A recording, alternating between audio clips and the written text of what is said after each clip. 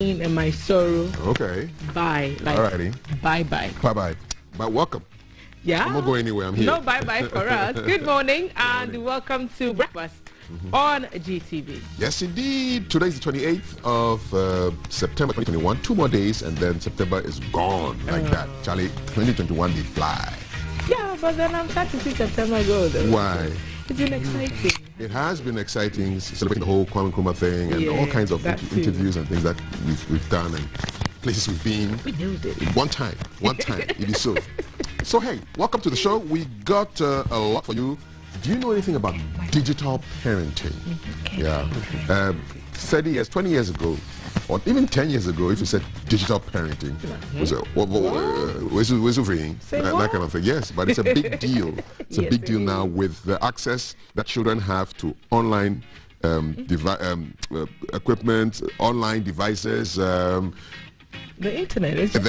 The whole world is just open. Yes, it's open now. So you may trust your children to do the right thing, but who are the bad guys around who are doing stuff online that may affect your children? So digital parenting is a big deal. We're doing something on that today. You stick around for that. Yep.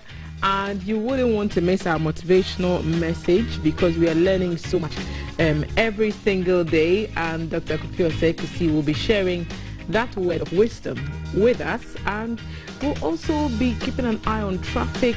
We'll be keeping an eye on issues that are affecting communities around you, and of course we'll look at all the stories that made it to the papers. So the major stories of the day in the days, we will be discussing those as well today. And today's Universal Access to Information Day, and so you need to be thinking about things like the right to information. Have you actually even made a request to get some information from a public institution? How was that like? You know, we have an RTI commission in Ghana. In fact, this whole week has been declared kind of a RTI week. It's right to information. So let's be thinking about that on today's show. And what do we have for the +1+1? So yesterday she was +1 in terms of years, and today is +1+1. Hey Val, what's up? Hi guys, good morning, good morning, good morning. I'm all right, and thank you all for an amazing day yesterday. I had a blast. That's responsible for my puffy eyes this morning. And later on in the show, we'll be speaking about Curious. We'll be talking to somebody who is a member of Curious Minds, something like that. But then we'll be talking about adolescents and reproductive health and sex education and all of that. Also remember the show is interactive, so you can send us your comments via WhatsApp number 05555 61034. That's all in this corner, guys. Remember, we'll be keeping an eye as well on social media trends and what's happening across Ghana and across the shores of Ghana. So that's it, guys, from my side. Okay, so are we excited about... I used to be very excited when we had, like, sex education. Yay! Let's talk about sex, baby. Let's talk about you and me. Let's talk about all the good things. It's landed someone in trouble, and not just talking about it, but going beyond. So when it comes to adolescent health, today on social media trends, we'll look at what's trending on the world front, and big celebrity in trouble, about to be sentenced. R. Kelly has been found guilty of racketeering and some sex crimes in the US. We'll look at what that means in social media. Also remember that we are premiering our lifestyle TV telenovela Two Hearts. So let's listen to our wisdom nugget for today, and we'll be back to get into all that. It's a good morning to you, and as always, it's very humbling and very exciting for me to serve you breakfast along with Kafui, Thelma, and Valerie. Very humbling for us to be serving you great breakfast here on GTV. And today, we're talking about the perspective of life and thinking about life as a school. There are many ways we can look at life, isn't it? But one of the greatest ways that we can perceive life or look at life is thinking about life as a school. A school is a place where we go to learn new skills, learn new things, make friends, make mistakes, keep learning and keep growing and becoming better. And so is life. Many times we make mistakes. And if you're here and you made a mistake yesterday, just think about life as a school. If life is a school, then all you need to do is pick yourself up and keep going. If you failed an exams At school, all you need to do is study again and rewrite the exams. You don't need to kill yourself. You don't need to go and commit suicide just because you failed an exam. No. So it's life. If yesterday you failed and you feel so bad, and maybe family is laughing at you, colleagues at work are laughing at you, or maybe you even ended up in incarceration, maybe in jail, maybe in prison, life is a school. Some of the greatest people that ever lived made so many mistakes. They failed so many times, but they never shot themselves. They never killed themselves. Life is like a school. So pick yourself up again. Look in the mirror, encourage yourself. Everybody makes mistakes. As far as life is concerned, nobody's a professor. There are professors, there are doctors, there are all kinds of professionals in different professions, but not at the school of life. Everybody is a student and everybody is a learner. You're a student, I'm a student, and we're still learning. So pick yourself up, smile, and life is about to give you a distinction. Life is about to give you the best of success as you look ahead forward and try again, keep trying and learn from your mistakes. And only the best is ahead of you. Enjoy yourself. Have a brilliant day. And I'll see you again on the Wisdom Nugget for the day. Have a great day.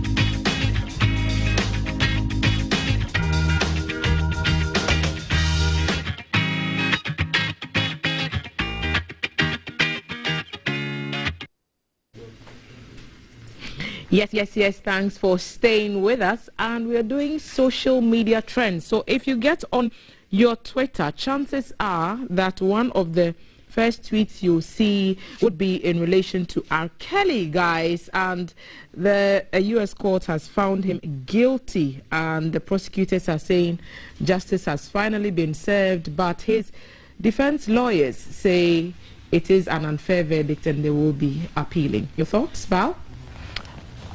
I think a lot of families and people have been hit by this. I don't know if you've seen the documentary. There's a long documentary about it, and some of the victims spoke. It's on Netflix, actually. And I mean, speaking from their perspective, they were trafficked. Some of them didn't even know what was happening to them. So it's a bad one, but I don't think an appeal would work. I mean, if you follow the story, you should see the victims, their families. Some of the accidents, they're actually like terrifying if you know somebody like that. Or, I mean, I think no, I'm not for that. I think, yeah. Yeah, I mean, all counts, getting the convictions overturned is going to be pretty hard.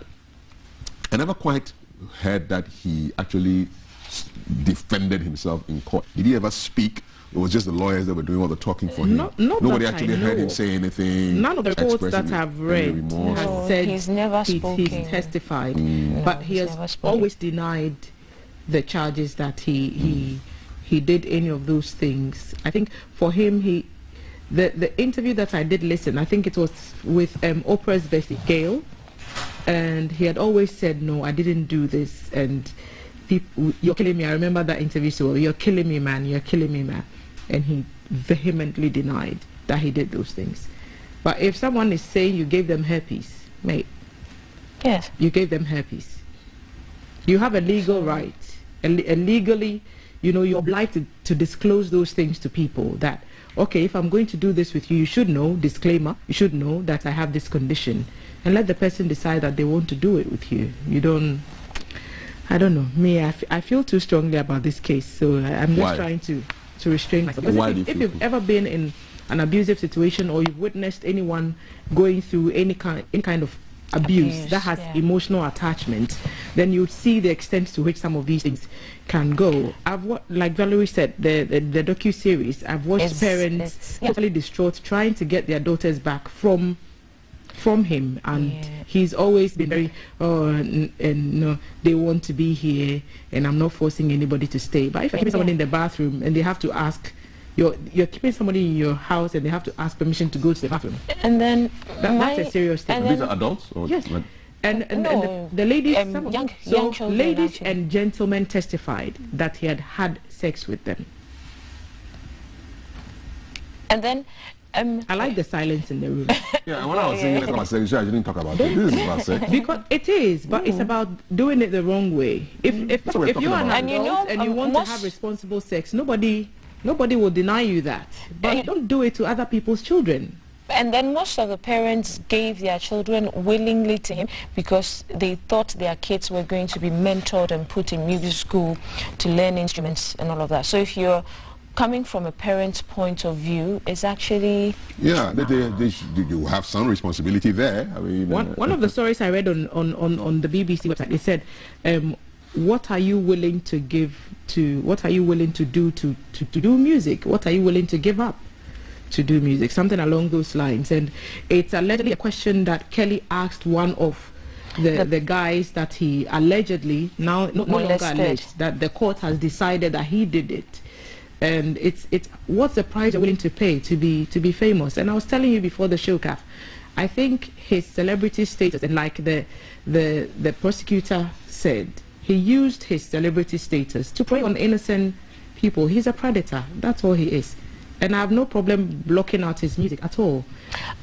I mean, I think he's very talented, and I'd admit to talent anyway. I think that God gifted people talents, and it's for us to decide how we use them. But so if you hear the storm is over, you won't listen to it. I mean, I will appreciate the talent that God blessed Kelly with, but I do not condone. Honestly, I would still jam to an R. Kelly song any day. I mean, you're with Kath on that one. Will you listen to Storm is Over? I would just. Storm is definitely over for him now, isn't it? Don't answer the question. I presume it's just starting. I wouldn't. You will not if listen it's playing, to obviously I don't have the right to tell somebody like turn the music off, but I'm going to say, oh, okay, so that's the music for a talented guy, yeah, but he also assaulted many women, underage girls. Like if you have a teenager, that is not a good place you want to be in. And I'm sorry, it's just I can't feel any pity for somebody who deliberately hurts other people. I said, listen to A Storm is Over. I wouldn't.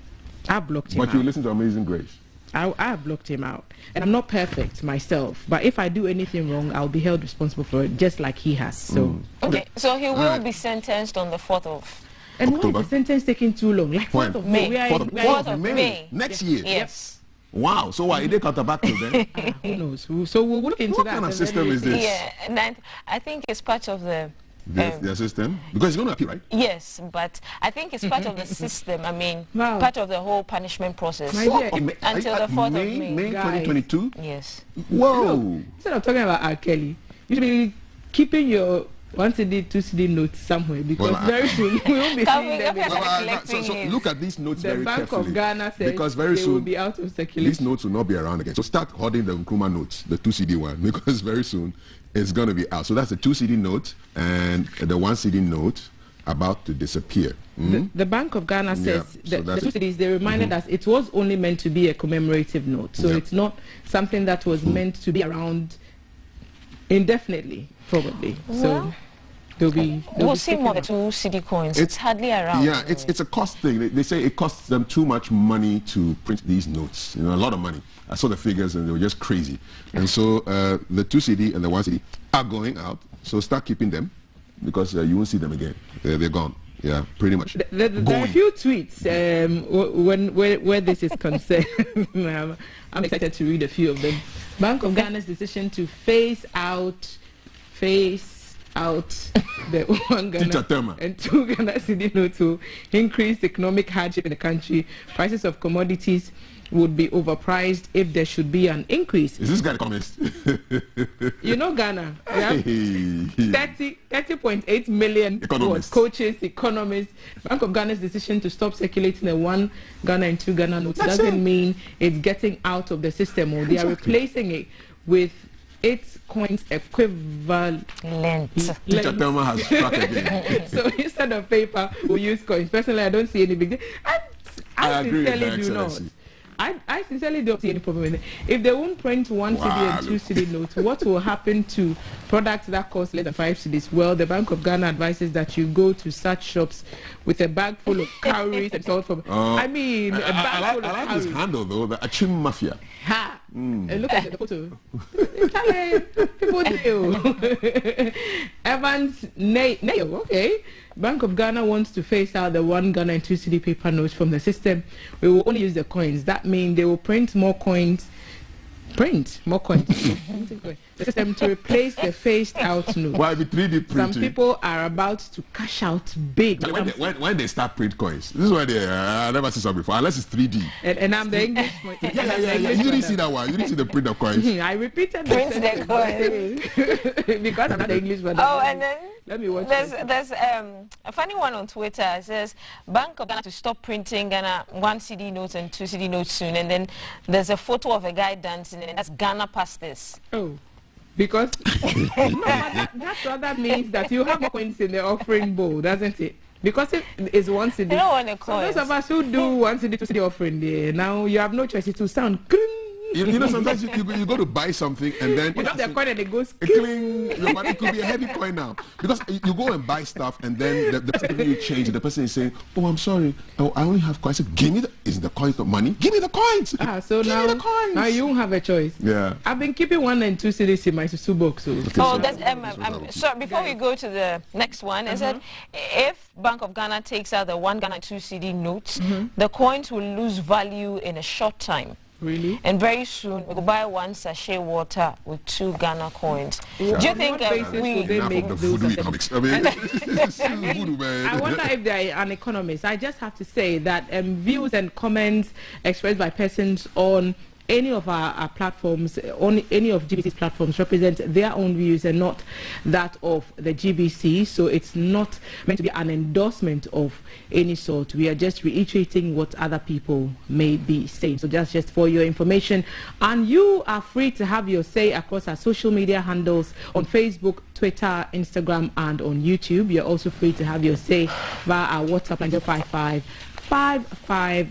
61034. So 0 61034.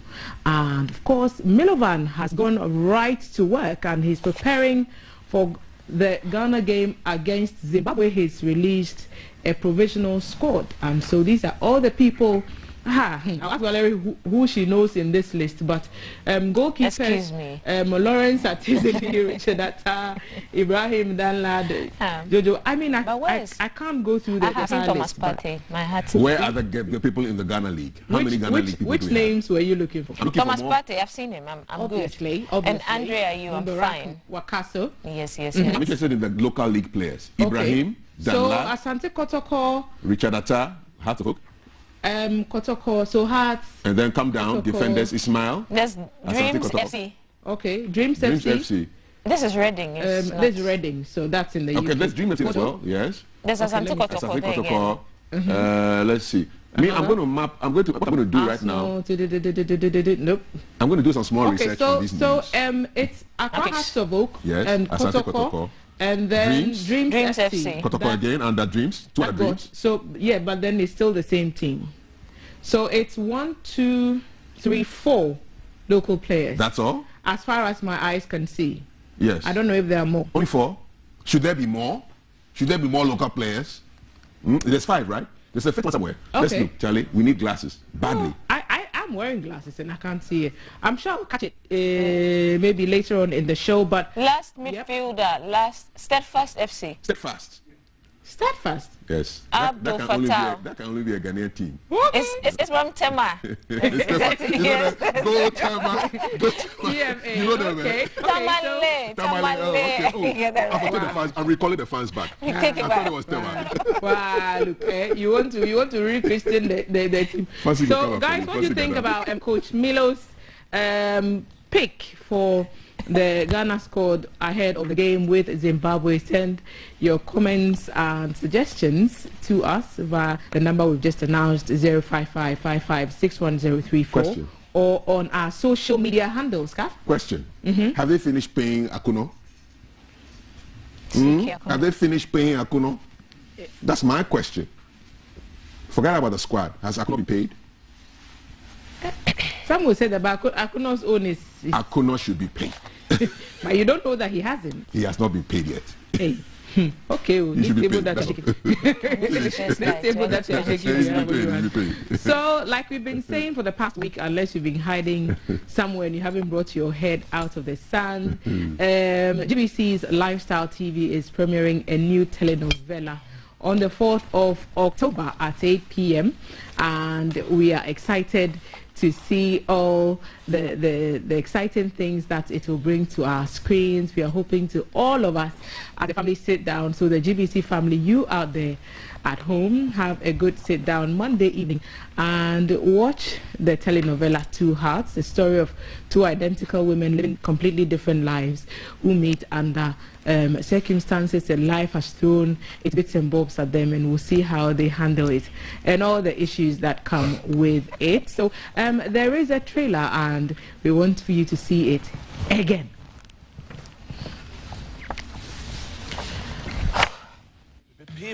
Song and we are Simania. Bia so giddy yes or your song cocra. Nansu you what did they say? In the pound song and a new nipper back for a sepepe. What's up? Good morning. Senka mini GD wadi we moi. And Kenya damn me winina. Any ejuma dia ayayina. Ebe so a Simon. And check cry besa be di won ambiem. Hey! Mega so coffee and them. We are coffee fish down. Minim pass and a fish down. A fish po. You can giant bro. Marinella, if I wish my task kuchu. Marinella, what do you want for one networking business if you want? I didn't know Ramon. I didn't know what Marinella.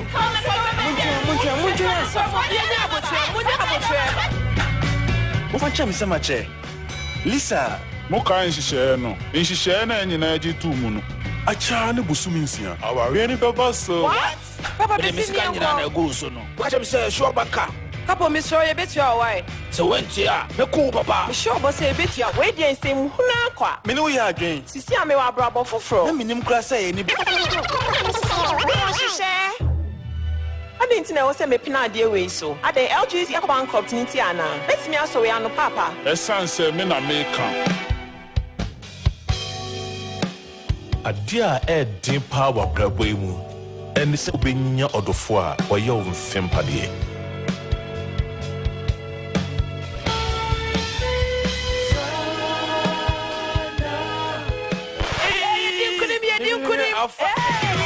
Where they're not in there, what's wrong, Dimona? Fire! I ready a quick one time. That drink of Ben Chrome, my young worry, nothing in a move. See me, men piss a mayo, Yeri.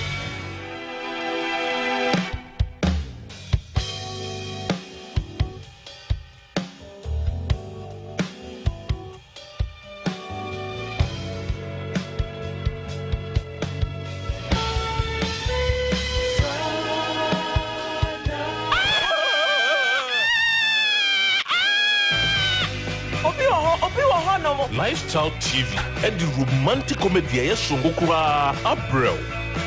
Your friend Leo Tabayoyo. Hey, what you know? Jammy. Oh, Jammy. Boss mom. So I say, oh, be when you didn't say pepe swear. It's Yami way no cray. Two Hearts. Just say Lifestyle TV son kwa.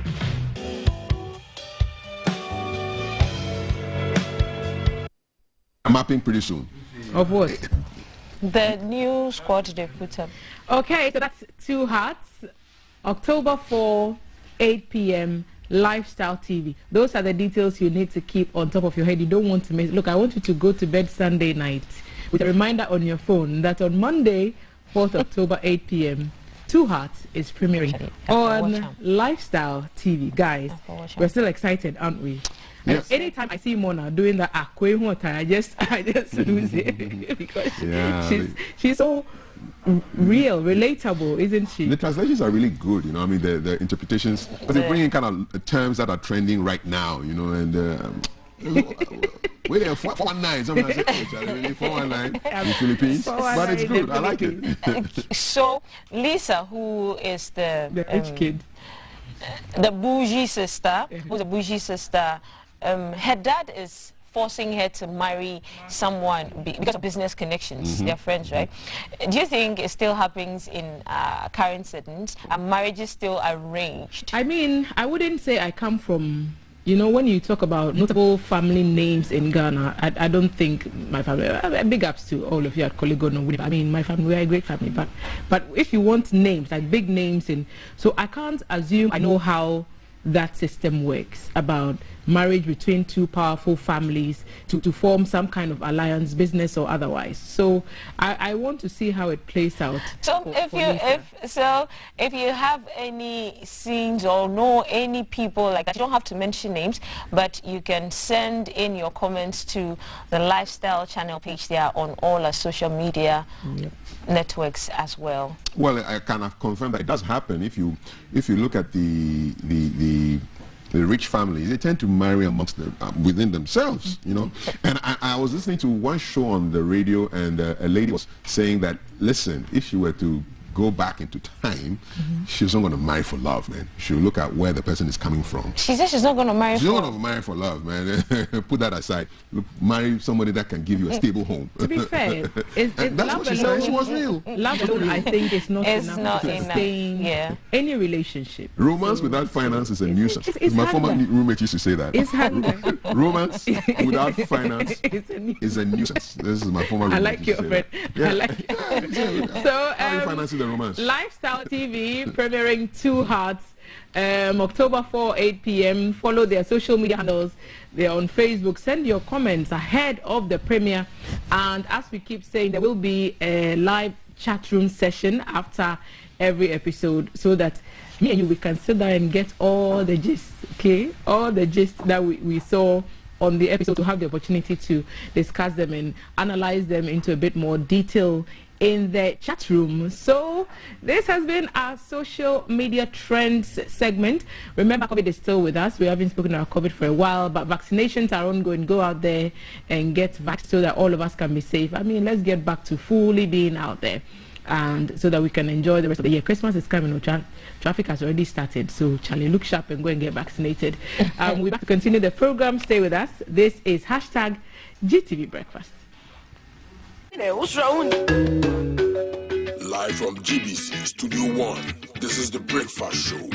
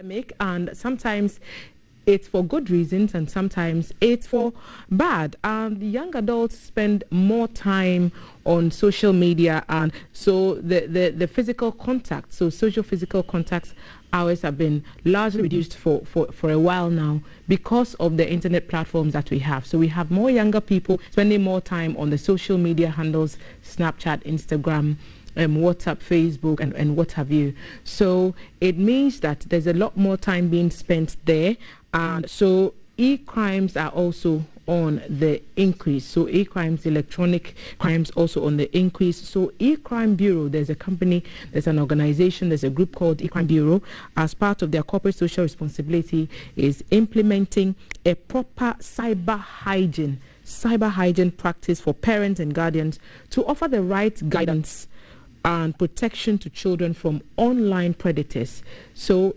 ECrime Bureau, protection from online predators for children, and that's what they do. And we've been joined at the table by Mr. Joseph Quay. He's a cybersecurity analyst, and he'll explain all these processes to us. Good morning, Joseph.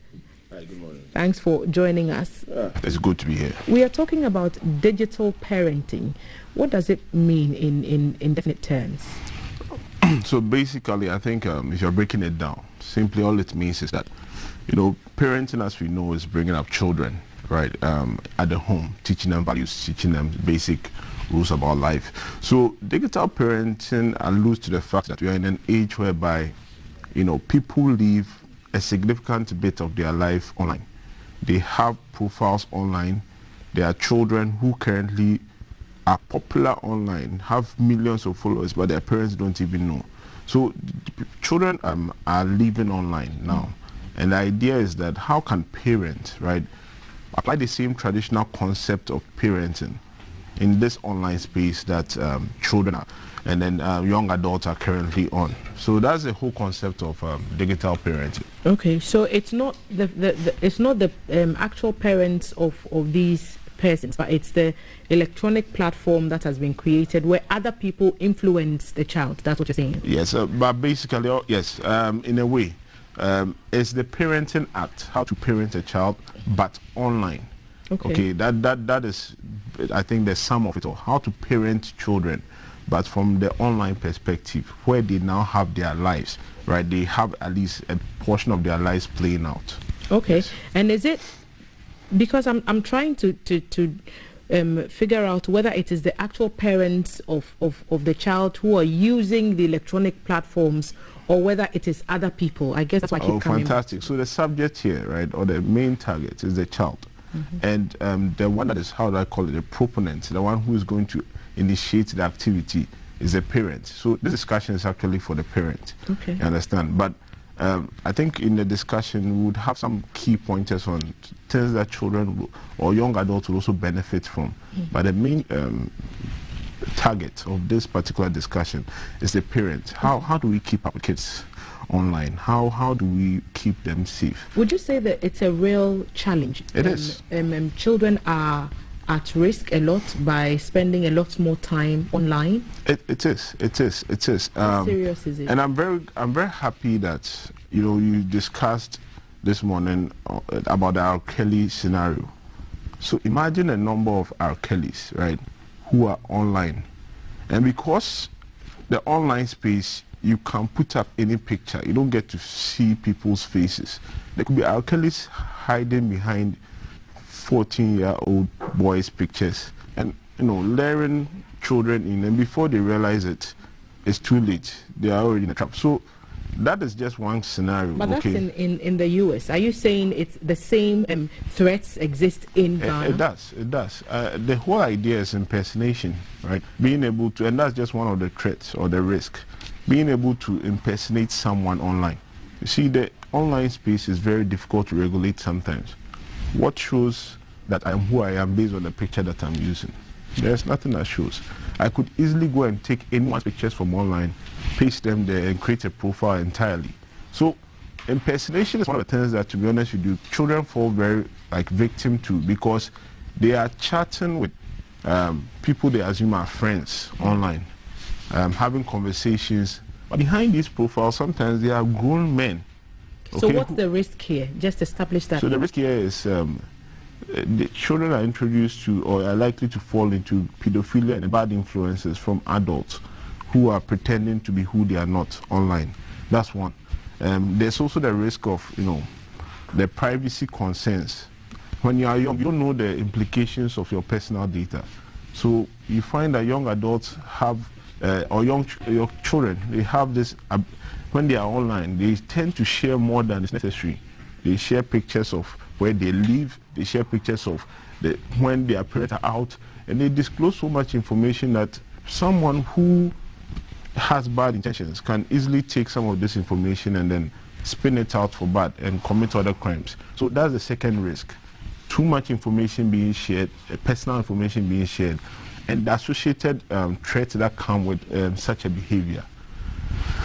And parents should monitor the activities of their children online. Yeah, amongst other things, yes. They need to be interested in the online space. I think, if you talk to the average parent, sometimes one of the language you get to hear is the fact that, oh, this your Twitter, Facebook thing, I don't know what is happening. Really understand. Yeah, but you see, that's a challenge for the 21st century parent. You have to know about it. You have to know how they work. You have to know at least the tangibles, the basics of how they work. Because on these platforms, they are making friends. On these platforms, they are meeting people. On these platforms, some of their friends are dubious people. So if you don't understand the mechanics of how this space works, and you are leaving it just for themselves to decide, then the chances of them falling into some of the risk groups that we described are very high. Some have suggested that it's important for parents to befriend their children's profiles on social media and even have access to the profile. So passwords, so they can get in there and they can monitor more fully what's going on there. How do we weigh that against privacy rights for children, for example, if we can't even have that argument? Okay, so when it comes to that, I think when it comes to privacy, the concern of privacy, at least when it comes to children, I believe in most of our legal setting, privacy is, the responsibility of protecting children is in the hands of the parent, at least until a child gets to a certain age. So it is assumed that you are protecting the kids when they are young. So to the extent of which it can go, right, it may likely create a distrust between you and a kid based on how much you push it. But in terms of legally, I don't think there's anything that's going to pull a parent back saying that I want to get your password before I give you access to this or that. No. Now, on your previous premise about whether parents should befriend their children online, kids online, it's a very awkward thing sometimes, because I'm speaking practically. Sometimes, I have relatives who are in my friend list. My mom is my friend on Facebook. Hi, good luck. Well, I have relatives in my friend list that I have not accepted, because sometimes it gets awkward and limits you on what you can say because you know that they are watching. But for a child, you are meant to institute a kind of oversight. That is true. That is true. So oversee kind of what they do online. Exactly. And I'm saying I agree with you. I'm just trying to tell you the reality on the ground, right? And you have to navigate it in a way that they understand why you have to do that. Because if you say that, hey, you know what, I want to be your friend online, accept me, when you start doing these things, right, yeah, eventually, in reality, what will happen is that the child will give you access to be friends with them, or you find that they're not chatting there.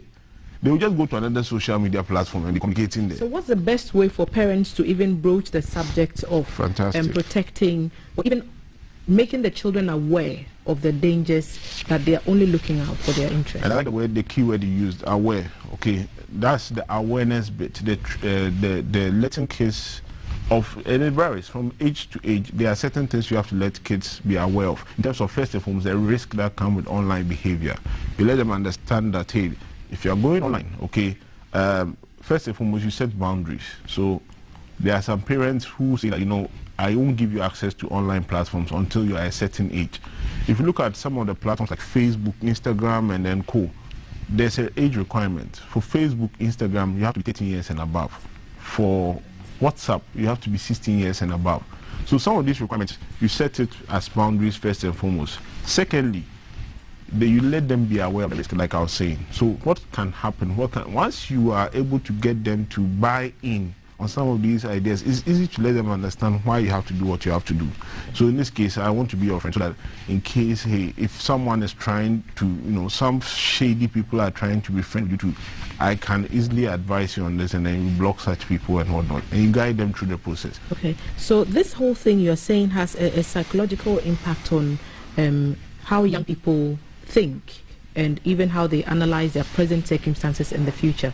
So you're bringing parents and guardians on board so that they can train these children. In what ways are you doing that?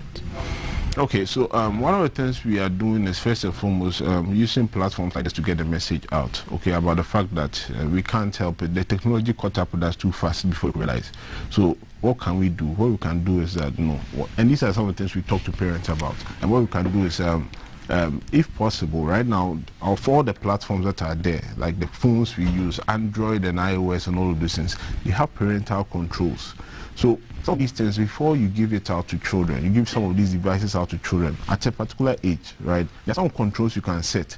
There are certain websites you can control that they can't even visit, right? Any adult-rated content, they won't see it on such devices. They can't download some particular apps or phones. So in a way, once you put such a control in place, you are more like navigating what they can see till they are fully mature, okay, to understand the concept and what they are playing around. So that's one of the things we teach parents about. Sometimes to we as an organization, we organize sessions, okay, and classes for parents in various venues, so churches and whatnot, based on request, right, to come and educate and also demonstrate some of the risks that come with being online.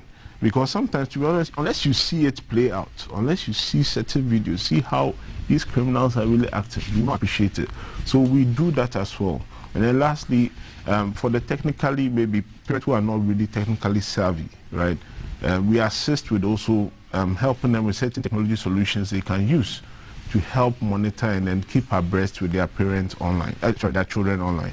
Okay, so churches and other organizations can reach out to you. Yes. So this is not just an awareness thing you're doing, but it's actually training as well? Yes. Is it an ongoing thing or it's just for a period? So it is something I believe it also aligns with the Ghana Cybersecurity Act that we started at the latter part of last year.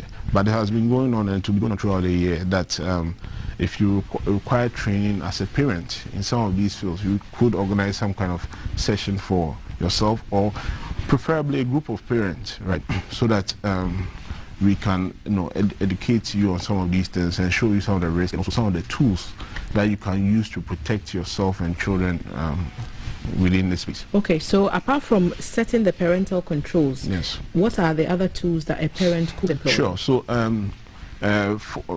Google Gmail is one of the most, Google accounts are one of the most used. They are the most prominent email accounts. And for Google accounts, Google has provided a feature called Google Family Link, which can let you link specific devices that you have shared with children that are tied to a Google account. And with that, you can control certain things. You can also monitor even things like location and things of that sort. To guide and shape a child's perspective, so the apps they can see on the devices where they can access. If they try to access anywhere out of like the typical defined range, they would have to type in specific passwords before they can get there, which the parents have set. So Google Family Link is a place to start. Okay, Google Family Link is a place to start. Aside that too, I think we advocate for also an antivirus on the devices of these mobile devices. It used to be that the idea of a virus affecting a phone was crazy. But we are in a different world now, where now we even have apps that, unknowing to you, can be spying on you using your camera and recording your phone's microphone. So such apps, if they end up on a phone by mistake, sometimes people hand over devices.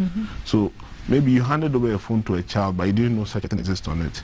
Having something like an antivirus on that mobile device is likely going to identify things of that nature and be able to erase them.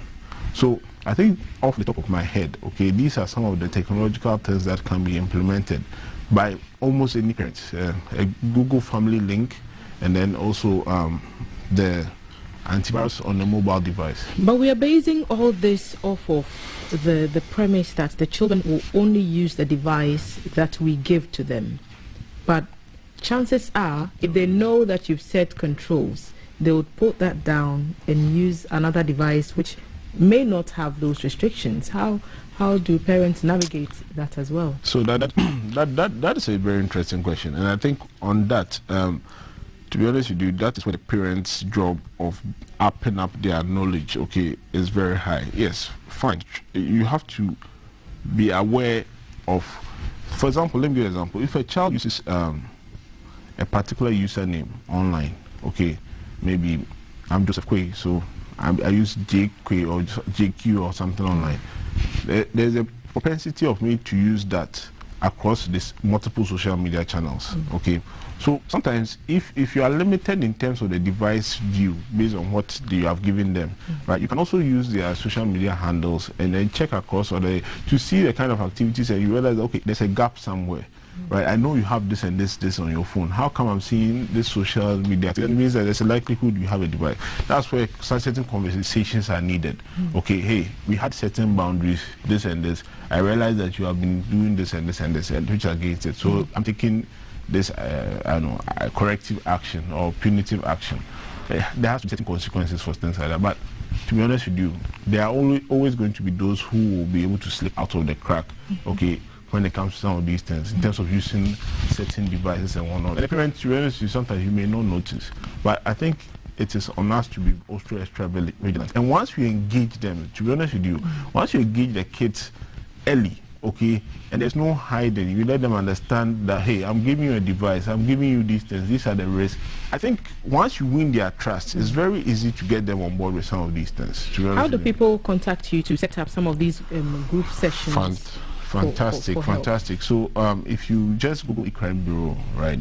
If you Google ECrime Bureau, we have all our information there. We are location-wise, we are based at Adenta, around SDA Junction.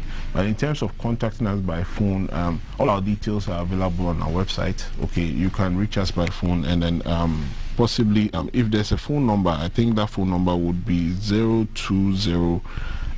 Just a minute. 020. Okay, so we are trying to get a number for ECrime Bureau. They are a group that have dedicated their services towards helping parents to better navigate the cyberspace when it comes to protecting their children. And so Joseph Quay here is about to share a number with us. If you're a parent and you're concerned and you want to set up a session, then you may be able to get in touch with them. So the number is the number is 020-713-1646. Okay, that's our front desk or the central communication point. Okay. So if you have any request, you could make it using this line or visiting our website as a contact form as well, and then we'll get in touch ASAP. Okay, thank you so much, Joseph, for sharing these important details about protection for children online with us. I'm sure parents really appreciate it. We've been talking about e-parenting and the need to maintain cyber hygiene when it comes to children, protecting them from online predators. A very, very crucial call. ECrime Bureau offering services to parents who want to better navigate the space to keep children safe. And we've been talking to Joseph Quay, a cybersecurity analyst. Thank you, gentlemen, for your time. At this point, we'll get out and about. We'll go to Alan Darrow, who is standing by to give us the traffic situation around the Kanishi First Light area. Alan.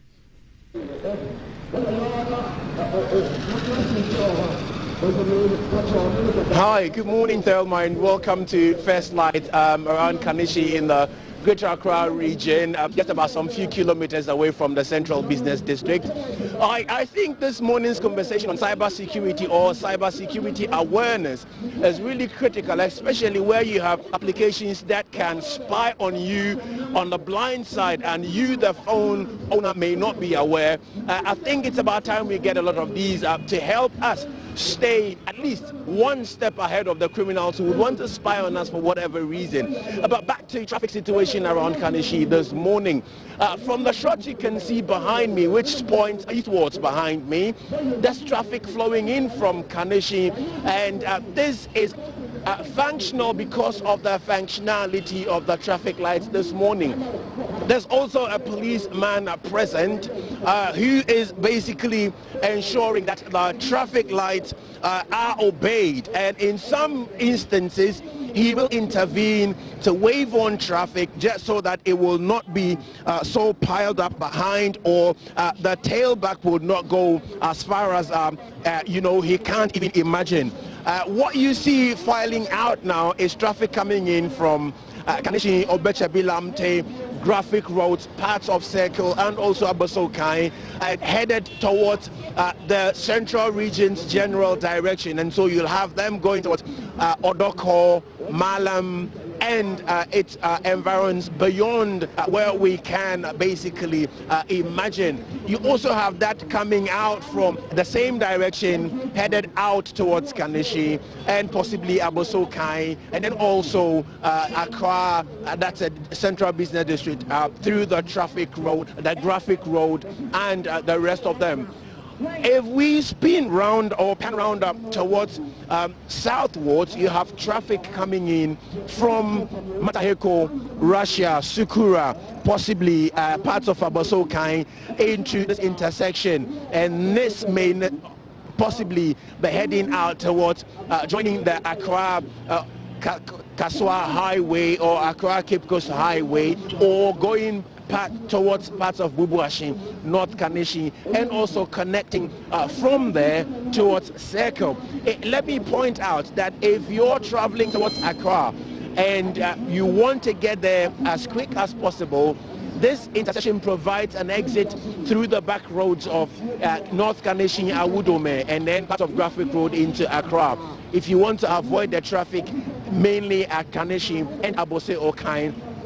If we have to pan around again and point our cameras westwards to pick on traffic coming in from Odoko, Bawe, Malam, possibly Kasua, Tetegu, and beyond, you would realize that the inner lane, which then exits towards the back of Accra Academy, going towards, let's say, Bubuashi, North Kanishi, and also connecting towards Awudome, and then getting through the New Times Corporation Road, coming onto the New Times interchange, or the main Kwame Nkrumah interchange, in which case you have the Dubai overhead to go on or under to get through Adabraka and parts of it. You have traffic flowing or filing out really very smoothly. This is mainly because the policeman on duty this morning, extremely gentle, very effective, efficient traffic management, so that nobody gets held up in the queue unduly long and compounding their stress levels. You can imagine staying in traffic, especially during the morning rush. It can increase or compound your stress. But the policeman this morning, my heart out to him, very effective, very efficient, right on the spot, calls when it's necessary, and it's getting traffic moving so smooth.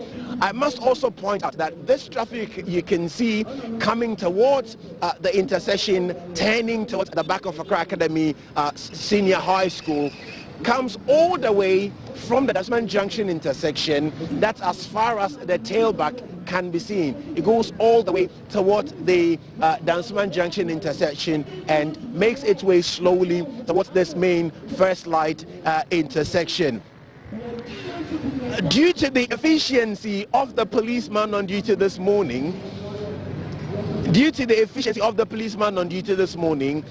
I can say without any worry that if you find yourself at this intersection, you will be here not beyond the due 6 minutes, and you are through to go. In fact, because of the way he's managing it, pedestrians and commuters are having no issues whatsoever, and the 6 minutes wait is reduced to at least 4 minutes. And so if you're held up at this intersection, you can count on the policeman to let you out in 4 minutes. This, as far as traffic and rush hour is concerned, is the situation at the First Light intersection.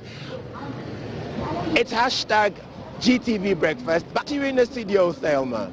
Thank you, Daryl, for those updates. And thank you to that effective policeman on duty at Kanishi First Light. Our cameras have spotted you. That says you're doing a good job, and we are happy to see you do it. That's the traffic situation around the Kanishi area. Remember, we are partnered to bring you this program by the kindness of our sponsors, Adonko Next Level Energy Drink, Shoulder Acrylic Paint, and Awake mineral water. And we are also happy and excited to be looking forward to our brand new telenovela series on Lifestyle TV, Two Hearts, which is premiering on the 4th of October at 8 p.m. So identical twins that we later find out, and they meet under some circumstances and they try to help each other out of peculiar situations they separately found themselves in. So we are sure there's going to be some kind of swap at some point, and we're excited to see it. And we've been sharing the trailer with you since last week. We hope that you will join us to watch the series, and you'll join the chat room afterwards so that we can pick on some of the lessons that we learn from the series. So Lifestyle TV premiering Two Hearts, 4th of October, 8 p.m. Follow Lifestyle TV across social media. They're on Facebook. Leave your comments and whatever your thoughts are on the episodes, leave those there as well, and the chat room will pick those up, and we'll all have an exciting time on Lifestyle TV.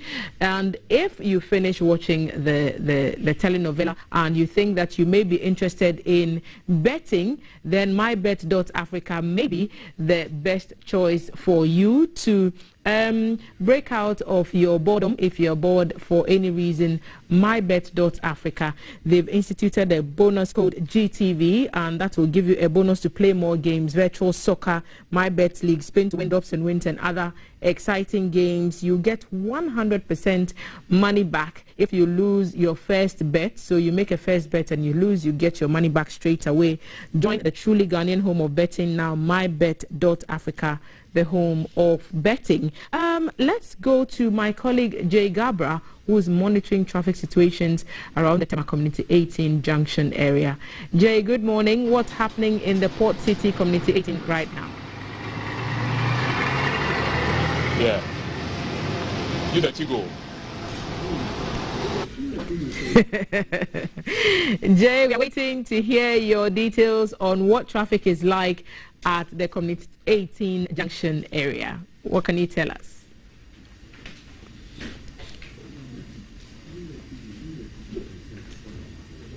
Okay, we are trying to establish contact with Jay.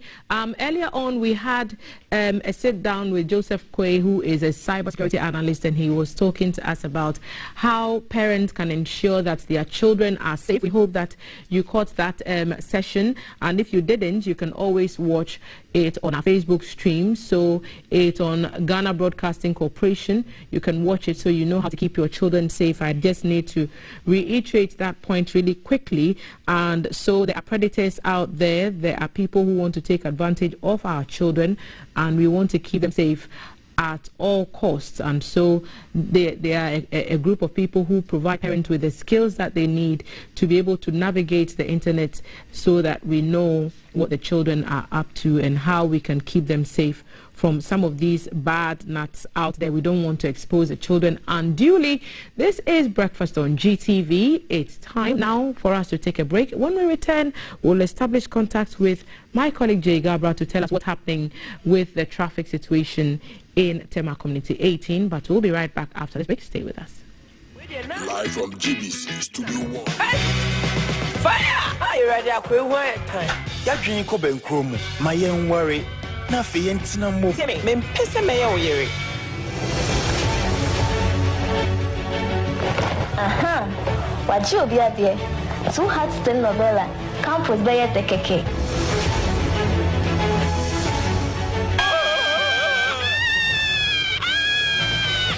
Obi wo ho. Oh ya se. Hey, unim be de mo abefi aba wo. Oh. Nipa amusie se wa befa mo ade. Ha? So no na all baba ji. Hey, Two Hearts dear. And mun sem dear. Hey, a bed of papa. Two Hearts. Na na le jojo. Che say, bibi ye ba kwa na e kaba. No pa ko eleji. Never kaba ne mi koda. To watch a Two Hearts telenovela. Maybe something sweet, something fried, mature, and chichery. So we take a post when we're going to make one.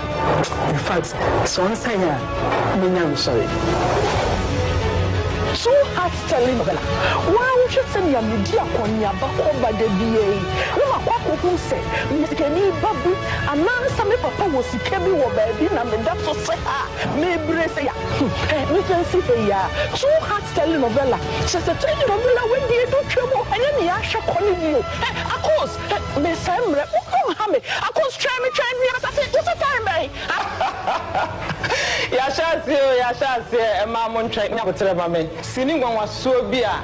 Lifestyle television, dear baby, and then once on a movie. Telenovela beer, yeah, dear buy any jasso. Now, Pemun Sempa, Etia, Dimechinian lifestyle chat room. Yasha senior, you know, a honey about Nasi. I didn't drink who own a bar, yet me for free, cinema, and Timo my young concoction. Lifestyle television, so too hard. Exclusively on Lifestyle Television. Lifestyle. It's life redefined. It's life redefined indeed, and we're going tonight, starting October 4 at 8 p.m. on Lifestyle TV with our brand new telenovela, Two Hearts, and we want you to come on board with us and stay also for the chat room so we can see all the lessons that we learned. So this is GTV Breakfast, and we are monitoring traffic situations around Tema Community 18 Junction. My colleague Jay Gabra is there now and joins us with details. Good morning, Jay.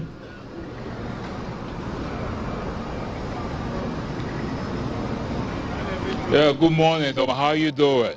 Right, thank you. It's a terrific Tuesday here at 18 Junction on the Spanish Road, and this is where I'll be bringing you the rush hour update this morning. So it's a cool mellow for road users who usually ply this route. And as you can tell from the traffic behind me, there isn't that much of it. So you can tell for road users who will be using this side this morning, it's a smooth sailing for them. So from here, they can head towards various destinations, such as the Accra Mall. They can go to Circle, they can go to Accra, they can get to Medina, all those places from here. So from here, you can tell it's smooth sailing for them. Around this time, there isn't that much traffic. So if you haven't left yet the house or something like that, and you want to use the side this morning, your route is free. It will be free flowing and all. There will be some bit of hotspots of traffic along the routes, but you won't be delayed for that long. So for those who are now who are coming from those areas, heading towards, who are moving towards, who are heading towards Nungwa, they are going towards Sakmono, heading towards Ashiyama and all that. You can tell that side is also free as well. And then I would like to bring your attention to the bus stop over there. You realize most commercial vehicles make sure their passengers get down over there. And then what happens is, because there's no sort of pedestrian crossing over there, when this area is thick with traffic, it's very, very hard for pedestrians to cross the road, because you have people who are using, who are coming and going on both sides of the road, and people who are entering from 18 Junction as well. So when people are trying to cross, it becomes very, very difficult for them. So if there can be a pedestrian crossing, that will help. I don't know if a traffic light will help the situation. That will help curb all these things, because sometimes there are various incidents that occur as a result of that. So for those who are heading towards Ngwa, you can tell their route is free. And then on this side, for those who are coming from Community 18 and Community 20, for them too, you can tell it's free flowing for them as well. There isn't any form of hold up at the moment. So unless they get here, they just wait briefly and then they join the main road. So these are the scenes from the 18 Junction here on the Spintis Road. Back to you, Thelma, in the studio.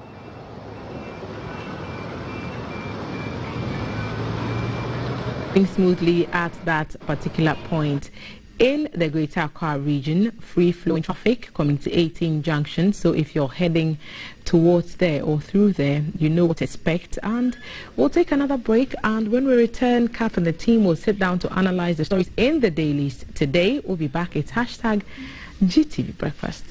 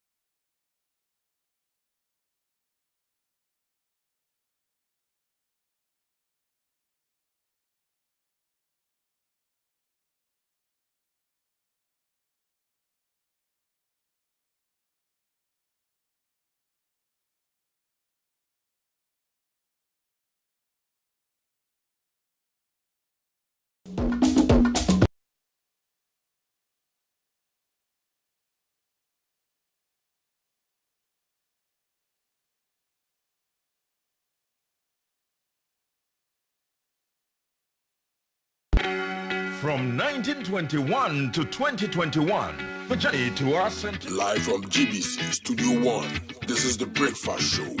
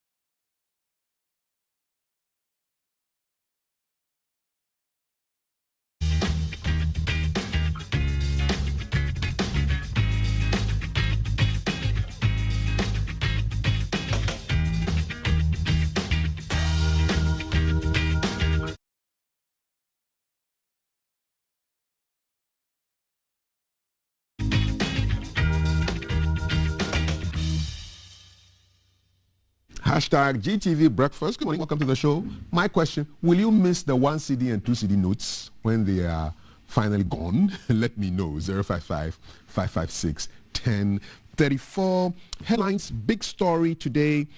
Ghanaian Times, and it was trending yesterday. A Jura committee report, 2 bereaved families to be compensated, 3 other injured persons to benefit.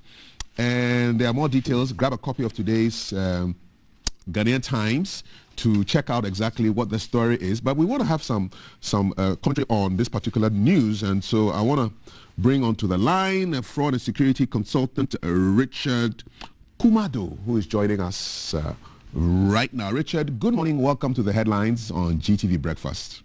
Thank you. It's a pleasure to have you. First of all, what are your initial thoughts? What's your take on the findings and the recommendations on the Jura committee? What is not clear is whether government has accepted the report wholeheartedly or government is waiting to issue a white paper as usual. Having said that, if government has accepted the report wholeheartedly, then will be appropriate government take the appropriate steps in adhering to the recommendations, if not all, particularly the one that got to do with the compensation. You remember there was a 40-year-old boy whose leg has been amputated, and I think government would need to look at that particular one as a matter of urgency. What surprised you with respect to the findings and the recommendations?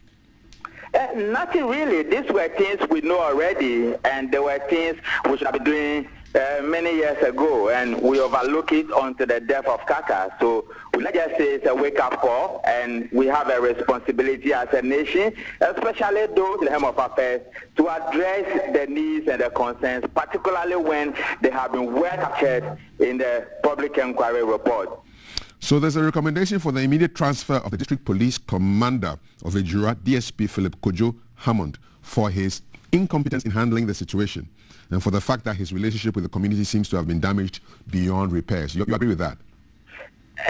I might not agree with the wording, but obviously his authority was overlooked. He did not act appropriately when the threat on Kaka's life was reported to them. I think they treat it as one of those usual things until the boy is dead. So that is why the report is referring to his incompetence. I will agree. But you also agree that the regional minister did not consult him and send military people over his head. And once the military go there, who are not supposed to be in front of the first line of defense, it creates a problem for him. And when you look at findings 23, it was clearly stated there that the military shouldn't have been the frontline fighters when it comes to issues of insecurity. Things that the police are trained to do well-handedly. Do you think the military got off very lightly in this report? Because all I see is a recommendation to the military establishment to review the actions of the people on the ground, led by Lieutenant Martin Opoku Edusei, for inappropriate use of force and appropriate actions. Do you think the military got off very lightly on this issue? I seriously agree with you, and the other one rejected the argument when the report said they should be sanctioned and did not clearly state the nature of sanctioning. In the military sanctioning could be put them in a guard room for a day or two. Military sanctioning could just redeploy them to a different unit. And I was so disappointed with that line or that language the report used, particularly considering the caliber of people. We have a judge on the reporting commission, and I think the language should have been more appropriate, more specific, and more precise, especially, again, the one that talk about adequate compensation without reference to what the actuals are. I think those things are not well stated, and the military might be getting away with this one. What are your final thoughts on this particular report? What are you expecting to happen? I would have loved if government has been acting on the report. Some things like creating a recreational center for the people at the drive. We don't need Kaka to die before that is done. We have presidents in the U.S. and we travel across the globe. We've seen it done. And I think some of those things need to be done properly. Then again, there was the issue of politicians being the head of security. We have a case when the regional minister of Sakrade is acting above the police. In this particular report, the regional minister of Kumasi acted above the police. And we need to look at that in as a nation. Richard Kumado, the fraud and security consultant, thank you so much for your thoughts on this particular report, committee report that has come out. It's a 55-page document. I'll be getting through to my guests pretty soon to have their take on this particular report, but I'll be speaking to another guest to get his views on that, and then I'll get into the conversation here. And so I just want to read a little bit more of the story. So Kaka, who is at the center of this particular issue, Mohammed Ibrahim, he died on Monday, June 28th, 2021, after being attacked by unknown assailants while returning from home from the event that he attended in the area. And I read a part of the issue, the report findings, which says that his death came about as a result of a family feud, and so it wasn't anything that was what it was painted out to be in the news back then. We'll get your thoughts on that in a short while as we raise our next speaker, but I just want to introduce our guests just briefly. So Mr. Alexander Aban is a former Deputy Communications Minister, and he's a lawyer. He's from the NPP. Mr. Aban, good morning. Good morning. Good to have you here. And Mr. Aquinas Kwanzaa is former Central Regional Minister. He's a farmer, and he represents the NDC. Gentlemen, yeah, good morning. I'll get to you shortly. I want to speak to Mutaru Mumuni Mukhtar. He's Executive Director for the West Africa Center for Counter-Extremism. Salam alaikum, Mutaru. What are your initial thoughts on the Ejira Committee report? Well, good morning to you and good morning to your viewers. Thank you very much for this opportunity. Yes, we're all happy that the reports have now come out, and we've been looking through the findings since last night, so 55-page document. And really, there are portions of the report that seem to, of course, maybe normal in terms of our expectations, looking at the compensations they had recommended in the report to victims who suffered, injuries and harm in this process. But we're also looking at other aspects of the report in terms of, the witness account and what the committee made out of it. because I don't think that the committee's stance in terms of dismissing the accounts of the widow of Kaka and some other evidence that was tendered in, they discredited the accounts of some other witnesses, especially regarding, the videos that were presented in terms of Kaka's activism that possibly could have been, part of the reasons for which he had been killed. I don't think the committee mandate included establishing who killed Kaka, and for the committee to come out or to conclude that his death did not have anything to do with his activism, I think they went beyond the mandate of the committee. And so that serves as a distraction to people who read the report and takes away other aspects of the report that could, that should be important for all of us. You're talking about the military and security involvement in this. What happened? What is your verdict on the account, the role of the military, the security agencies? We're seeing the transfer of the district commander of Ejura, the police commander. Once you're leaving out, the regional minister who gave us his accounts of events and actually seemed to justify his authorizing of this action on the basis that he's the chairman of the Regional Security Council, when in fact, we know the Regional Security Council is an advisory body. It does not have the power to authorize. It advises, it does not have the power to authorize or deploy military actions. And so for him to have done that, I would have expected something, some current measure or some reform, some measure regarding the role of, the three councils. We seem to be losing Mutaru on the line, and he was speaking to us with his initial thoughts on the Ejura Committee report, which has come out. It's a 55-page document with a whole list of findings and recommendations. I think we'll leave it there with the gist of what he said. I'll just come in-house and speak with my gentleman. I'll start with Mr. Kwanzaa, first of all. Mr. Kwanzaa, have you read this report? Or have you seen excerpts of it? Yeah, yesterday I think I had some cursory look at it, but not into details though. Okay, so basically it's quite a big document, 55 pages, and these are the terms of reference. So conduct a public inquiry into the circumstances that led to the unfortunate occurrences at Ejura in the Ashanti region on Tuesday, 29th June. So it's just an inquiry. Number 2, inquire into any matter the committee considers incidental or reasonably related to the cause of the events and the associated deaths and injuries. And 3, submit a detailed report with recommendations for appropriate action within 10 days by 9th of July. So basically that's it. They could inquire to any matter that they felt led to the deaths and injuries, and they came up with their recommendations that the police officer there be transferred, the MCE be removed from his office, and then the military take action to review the actions of those on the ground, led by Lieutenant Martin Opoku Eduse. So these are and then there's some compensation that is going to people who were affected. Basically, that's it. Yeah, much anticipated. I mean, we were all waiting for the reports. The reports are out. I believe, just as I said, I just had a cursory look at the report. But I was looking at the 10 recommendations. I think they made 10 recommendations, and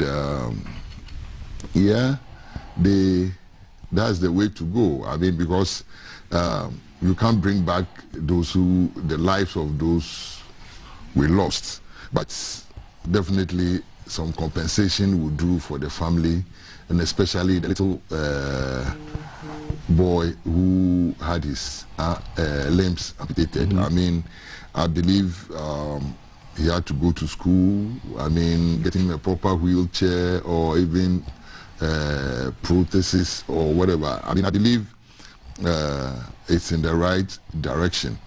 But you see, on the flip side, Kake's family also came out with there are a lot of inconsistencies in the report and blah blah blah. But hey, that one it's up to us to have a serious look at the report. I can't talk too much to it because I have not read it into details, but it's better late than never. It's out now, so I know the experts have started talking to it, and we will all get to know the details, I think, in a day or two to come. Okay, so I want to pose, I'll read some recommendations and then have you just think about them. So the committee recommends adequate compensation for the families of two deceased persons, so Abdul Nasir Yusuf and Mutala Suraj Mohammed. And then compensation is also going to be paid to other injured persons. So there's Louis Ayikba, 20 years old, Awal Misbah, 16, and Nasif Nuhu, 30. So compensation is being taken care of. Immediate transfer of the district police commander of Ejura, DSP Philip Hammond, first for his, and these are the words, incompetence in handling the situation, and for the fact that his relationship with the community seems to have been damaged beyond repair. They feel like he cannot work there again because of the relations. Structural expansion of the Ejura police station and an increase in personnel. It was established during the findings that they were not properly equipped, and so they need to have it more reinforced and more people. The removal of the Ejura Sechiduma Say Municipal Chief Executive, Honorable Mohammed Salisu Bambao. My producers will confirm to me whether he has actually been reappointed or he's not coming back to the job again, since his continuous presence as MCE would exacerbate the already tense security situation in the Ejura. So MCE should not be there. And now the military recommendations. Military establishments should review the actions of the section on the ground led by Lieutenant Martin Opoku Eduse for the inappropriate use of force and apply appropriate sanctions. And there's a lot of people who think that the military got off quite lightly because people died. It was established that people were killed as a result of the action there, and just to recommend that the military review the actions that led to inappropriate use of force. Some people feel that they got off a slap on the wrist. A couple more recommendations and I'll get your thoughts. They recommend further training of the RegSec. You have a regional minister. What does RegSec mean? A regional security council. Okay, then you have the MUSEC, municipal, and then you have the DISEC, the district. The MUSEC is both metropolitan and municipal. Okay, so recommend further the training of RegSec, MUSEC, and DISEC officials in Ashanti region in conflict and crisis management at the Ghana Armed Forces Command and Staff College at least once every year. They're recommending the development of a joint standard operative procedure for military and police operations. It appears that there wasn't, well, we understood, what I read was that when the military come in, they take over. It's no longer a police operation again, but there had to be a graduated level of action before you bring the military as a last resort. And when the military even came in, there were things they were supposed to have done: give voice commands, shoot in the air, before you start using, and they don't use plastic bullets, they use live ammunition. So they are last resort people. That did not happen. So that's happening there. They're also recommending that the NCCE should intensify its public education in relation to the rights, obligations, and civil responsibilities of the people in the Ejura. They're also recommending that all riot and crowd crisis control units be made to wear body cams, so that it's not just your word against somebody else's word, but the camera is recording your actions, and should something happen, we'll just look at the camera and see what went on. And they must have all vehicles and mobile gadgets must also have cameras. So it's not just the human beings with cameras, the vehicles must have cameras, and whatever gadget you're using, mobile gadgets must have cameras. And finally, they're recommending the establishment of a sports and other recreational facilities in Nigeria under the Zongo Development Fund, so as to rechannel the energies of the youth. It will be interesting to know whether that is what the people of Nigeria really want. But these are the recommendations. So if there's any of them that stick out, we can have a conversation on that. Mr. Aban. Thank you very much, and good morning to my friend. Good morning to you. I think that it is refreshing that you have had the report, because a lot of speculations were going on, and what are we doing and all those kind of things. Now that it has come with all the details spelled out, we have all had the benefit of looking at it. So we will then interrogate the issues much deeper. I think when the security expert was talking, he was wondering whether government has accepted it wholeheartedly or they're going to issue a white paper. The issuance of white paper is a matter of law, and so whether they accept it or not, they will still issue the white paper anyway. What does it mean when when the government issues a white paper? In fact, that's what brings, if I may say, finality to it. And thereafter, within 6 months after that, because it is commission or committee of inquiry, it's governed by, I think, Article 278 of the Constitution. When they issue the white paper, that's what makes it like a judgment. And thereafter, within 6 months, anybody who is adversely affected by it can then appeal. So it's a very important point within that chain of events to make sure that it crystallizes as a judgment. And then if anybody is affected, for instance, this police officer who has been described in some uncomplimentary terms, like for his incompetence. Okay. And you know this is going on record. So he could go to court, for instance, to challenge that portion. Oh, really? That, look, I was doing my work, and then over and above me, somebody brought a deployment of the military. Yes. What could I do in the circumstance? For instance, so he could go and challenge the finding that his action within the circumstances were incompetent. He could go and challenge that. But that would come after or within 6 months after the issuance of the white paper. Okay. So for that purpose, maybe we can put it there. Now, obviously, these people died not because they had gone to commit any crime, or those who got injured and those who died, but because the state, in trying to quell some kind of, for lack of a better word, local insurrection, disturbances there, these people, I mean, got injured in the crossfire, if I should put it that way. So the state would obviously have to pay compensation to the police. That compensation should be adequate, prompt, and commensurate, so that it will calm down the nerves of the family members. With regard to the removal of the MC or the MC, I don't know the facts leading to that. Well, of course, if he has conducted himself in such a manner that his continuous presence there is going to exacerbate the tension between those four, or between some factions there, then his removal probably would ease the tension. So, depending on the facts, I believe that it is a step in the right direction. Now, the one for the military. Yes. And I should just go and review. You want me to read it again? Or I can read it again for you. It is further recommended that the military establishment review the actions of the section on the ground led by Lieutenant Martin Opoku Eduse for the inappropriate use of force and apply appropriate sanctions. I believe it is just a euphemistic way of saying that they should also conduct further investigations on how the military were deployed and their conduct after deployment. Why did they have to pussyfoot and dance around the language with respect to the military? But when they talked about the police, it was, hey, you are incompetent, leave. You, MC, leave. Are they afraid of the military? No, I'm thinking, that's why I said that it's probably a euphemistic way of saying that they should conduct further investigations in the way they operate.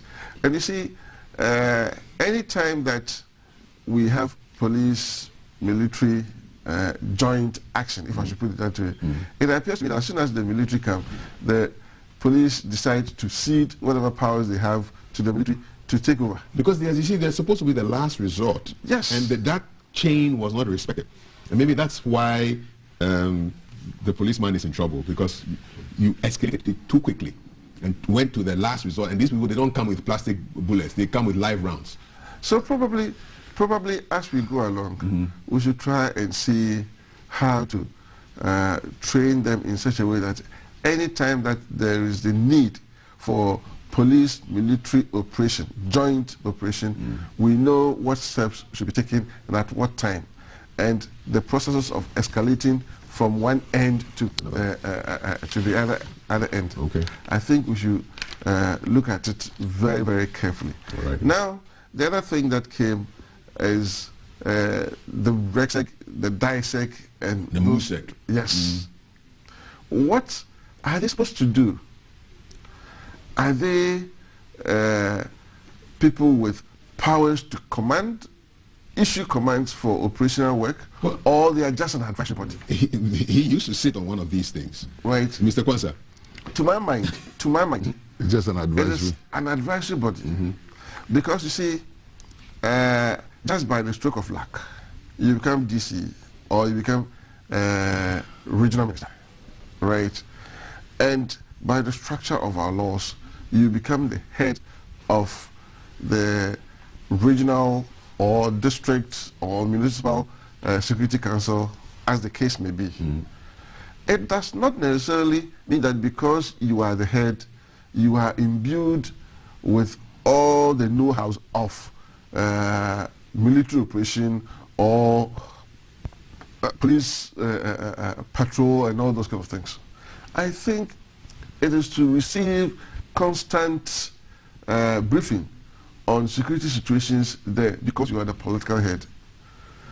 Some may not have even had the benefit of even shooting a rifle, a person before, right? And just because you have been made the head of security because of your political position, then you assume powers to issue command or call people. Or so that needs to be looked at. I think we should look at it. All right. Right. Awesome. Because I think when the incident occurred and the information got to the regional minister, if probably he had called the police commander in the region that this and this and this and this, because this is purely law and order matter. Indeed. Okay. It was not a matter of war. It wasn't a matter of war. So his first call should have been to the regional police commander, for instance, so that they would use police operations to quell the issues. Okay. Mr. Kwanzaa, are you surprised the regional minister was not even recommended? There was nothing said about him in the findings, in the recommendations? Yeah, I'm surprised because, you see, like he said, if he was able to even organize a RECSEC meeting quickly, I know the military and the police, because you have the military at RECSEC, you have the police at RECSEC, you have prisons, all the service commanders are members of RECSEC. And they would have given you the advice that, look, no, don't let us move in this way. Let's go this way. Let's do this. Because the military is there. Where is 5BN? 5BN is Kumasi, right? 5BN is Kumasi. So definitely the military commander in 5BN will be a member of RECSEC. The police regional commander is a member of RECSEC. So at the end of the day, they would have given you the advice, look, don't move the military. Let's find a way of working around this issue. But I didn't see even one recommendation about the minister should also be reprimanded, because you can't just call the military into action without offended recourse to the whole RECSEC. You are not only the RECSEC, you are the chair of RECSEC. And you see, the last recommendation of what the Zungu whatever fund should build what? They said they should build what? Stadium? Recreational facilities. Look, the people of Idra are hard workers. They work very hard. And I believe if anything to keep them busy is to give them facilities so that they can farm. Yeah, because so you're not interested in that sports? No, on my farm, when it gets to the time of planting and harvesting, all the time I have about 24 boys coming all the way from Idra to come and do either the planting or the harvesting for me. From Idra, they come and stay there for about 2-3 months. I hope you understand me. And people, they like to work. It's not recreation. Yes, maybe recreation can, but give them facilities to farm. Because they are basically farmers. Give them facilities to farm if you want them to be busy. Not recreation. Recreation, they go and play the football. Respond to this. Briefly. No, you go and play football and come back home and you're so idle. Please, it's not as though there was no reason why they had to make that recommendation. Obviously, there would have been reasons because they listen to the people. And if they think that, and it's always said, all work and no play makes Jack a dull boy. So if we have recreational facilities for them, is it also to enhance the beauty of life? So I don't think that... No, but that's only about 1 hour of the whole day. 1 hour of quality exercise is good. Please. Oh, no, I'm not saying exercising is not good. It's good. But you think that they should be doing something apart from just sports facilities? You see, I believe, you see, a busy mind don't think of that kind of thing. It's not. I don't agree with you. All right. Okay. So we have some agreement there. And what do you think about this whole Ejura business? The report. Do you think the military got off lightly on this? Do you think the Ashanti Regional Minister should have been cited somewhere in that report? What are your thoughts? 055-556-1034. So the MCA the recommendation was that he be withdrawn. And he probably prophetically saw this recommendation because on the 9th of July this year, he wrote a letter to the chairman of the MMDC East Vetting Committee, Jubilee House, through the Honorable Ashanti Regional Minister we were just talking about. And the letter was titled, Withdrawal of Application for MC Position. I write to withdraw my application for the position of Municipal Chief Executive of the Ejura Setchedumasi Municipality. I write on this decision for the peace of the municipality and the general unity and growth of the new Patriotic Party. I express sincere appreciation to His Excellency the President of the Republic for the confidence reposed in me to serve in his first term of office. I also graciously thank the good people of Ejura Setchedumasi constituency for giving me the opportunity of serving them in the 6th Parliament between 2013 to 2017 to the best of my ability. I've always worked in service of my party and country, and it's in that spirit that I'm withdrawing myself for consideration. I'd like to firmly assure the people of the municipality, my party members, and the general public that I will continue to work for the general good of the municipality, my party, and the country. Signed, Mohammed Salisu Bamba, copy to the chairman, Regional Vetting Committee. The date is significant because that was a date that the report was supposed to have come out, 9th July. So on that date, he withdrew his application for that position. Your thoughts are welcome. 055-556-1034 and on Facebook as well. From Ejura Committee to ghosts. We're going to talk about ghosts now. It's a ghost Infante. Saman. Also, Samando is what? Samando is like the home of the ghosts. Samando. That is a cemetery. Yes. It's a cemetery where the ghosts live. Okay, so these ghosts don't live in the cemetery. These have to do with SNIT saving some 60.24 million CDs, deleting 22,920 ghost names. BNFT today. So SNIT has been chasing ghosts. The Social Security National Insurance Trust has this year deleted from its payroll the names of over 22,000 pensioners aged 72 and above who failed to complete or renew their pensioner certificates as of August 31, 2021. So this is a mechanism that SNIT is using to flush these ghosts out of the system so that money that should be paid to the living or the dependents of those who have worked hard gets paid. Mr. Haban, yes, sir. How is it possible that, in 2021, we're still dealing with ghost names? I thought everything was automated. Everything was computerized. Ghosts, they feel computer, or? Thank you very much. It's just a matter of management of data. So it is garbage in, garbage out. So, but you see, this business of ghost names, I think that they are recurring almost every now and then. We should find a lasting solution to it. And that's all because we have not been able to synchronize all the database of the country from the various ministries, departments, and agencies here. Because if we had from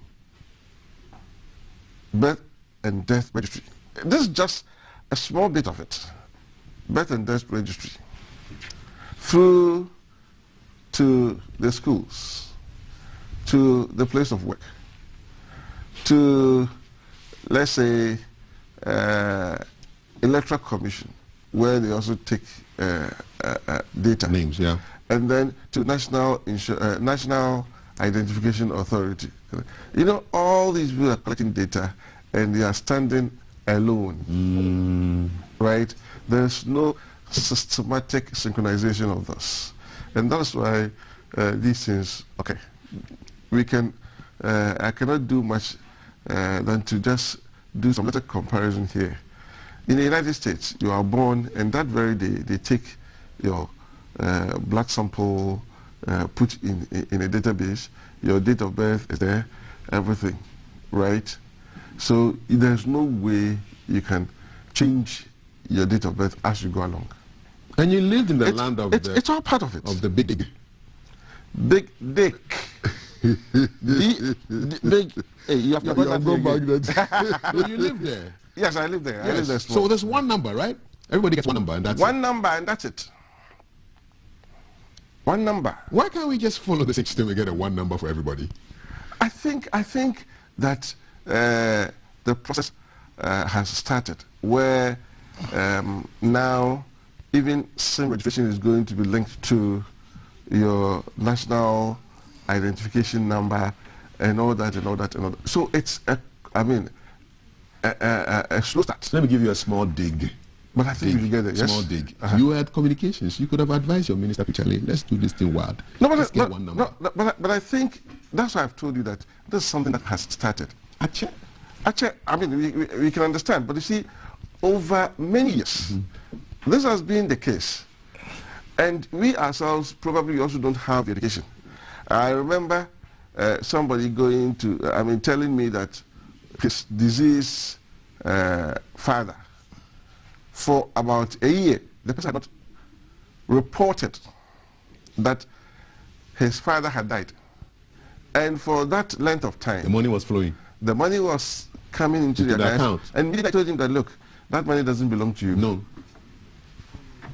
As soon as you go for it, you can... It's theft, right? Yes, it's theft.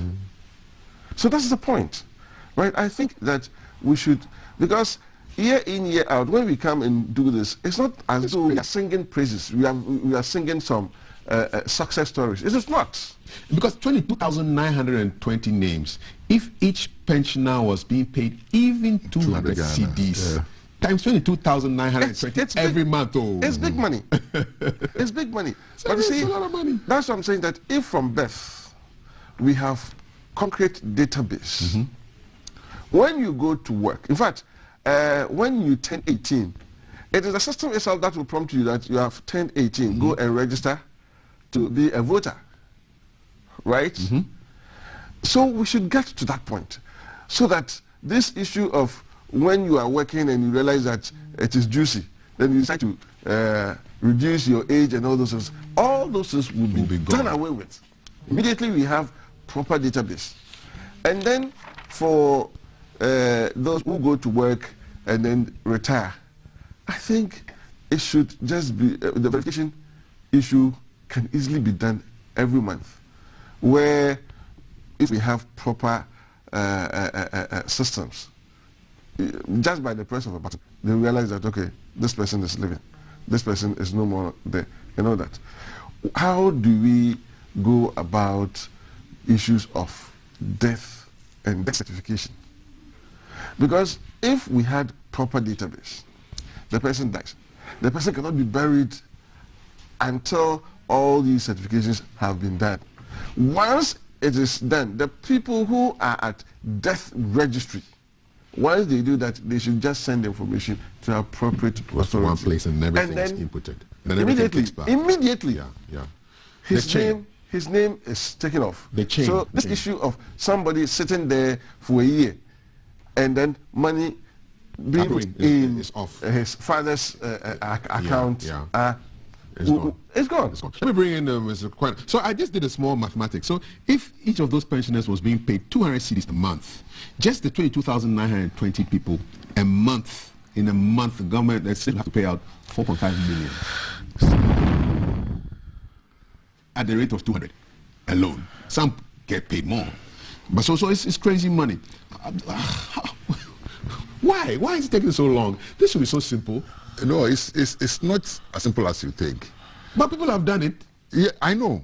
You see, the thing is, we have done it, boss. Because we have so many data scattered around. So what is preventing us from bringing it together? And you see, that was what is the essence of this national identification? No, there is one sector under your ministry. Which one?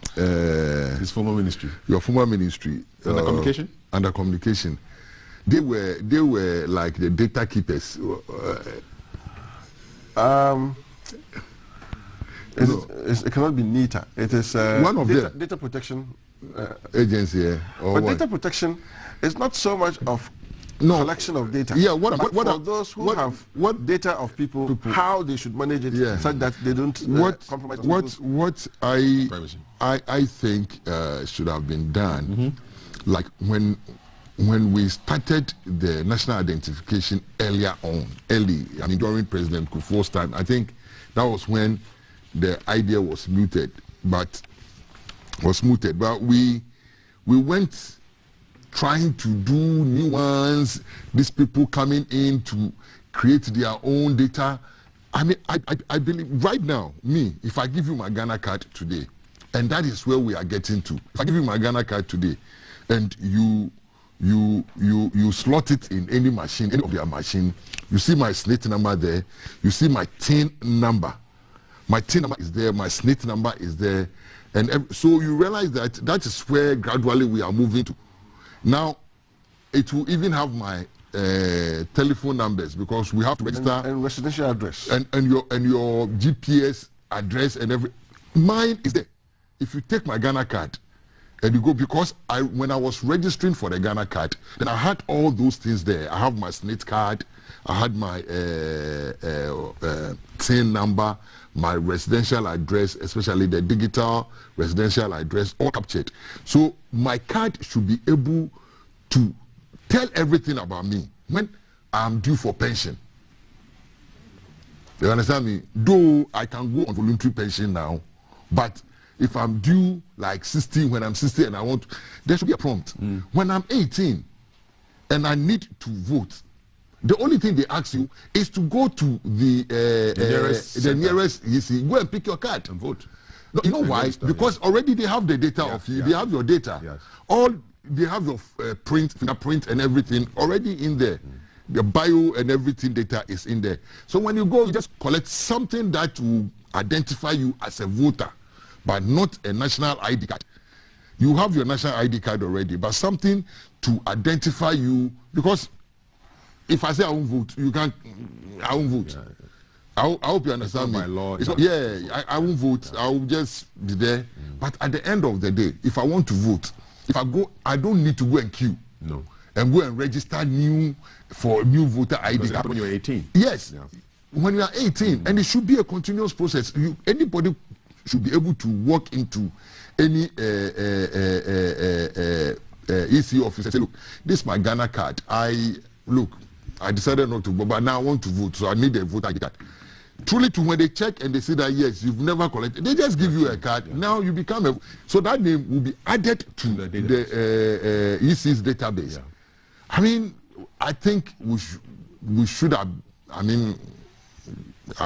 we are getting there. We are getting, because like he's talking about the country of the big dick. If you are born today, your card, your social security number that you have is the same. It's because everything. Because that's one number. It's one number. So when the moment they arrest you, they know that you've been arrested 25 times. Yes, you understand me? Well, all right. At this point, we'll take a look. You see, in a football game, around 45 minutes, you go for a break. So it's halftime right now on Headlines. You gather your energies, and we'll come back after a live report on the ground. My man, is it Jay or is Alan? Is it Jay? Is it Alan? Well, we'll find out pretty soon. They're on the ground, and they have a report for us. Greetings once again. Welcome to the show. We are all ears to hear what you have to tell us.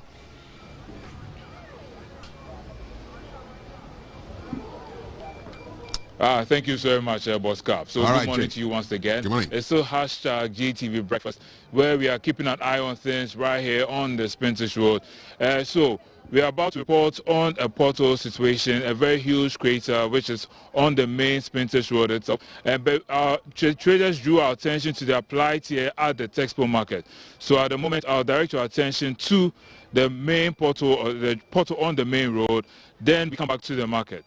So what you're seeing right now is a very huge crater on the Spintesh Road right by the Texpo Market, and so there are a series of potholes leading to this one. So it's a situation of dodge one, get one free, and if you manage to miss any of them, you still come and get a bonus, which is this huge one, which you see vehicles dodging at the moment. What happens is during peak rush hour periods, you realize vehicles trying to dodge the pothole, it's like they go with oncoming traffic and all that, and this creates a pile up of traffic because lets people slow down and create huge backup of traffic going back for miles. So this is what happens. You can tell that people, and then you realize what you're seeing right now. You see what the market movement drew our attention to. You can see a patch of water by the roadside. You can tell this is what perhaps caused that situation on the main road. So when we arrived here this morning, the traders drew our attention to their plight as well.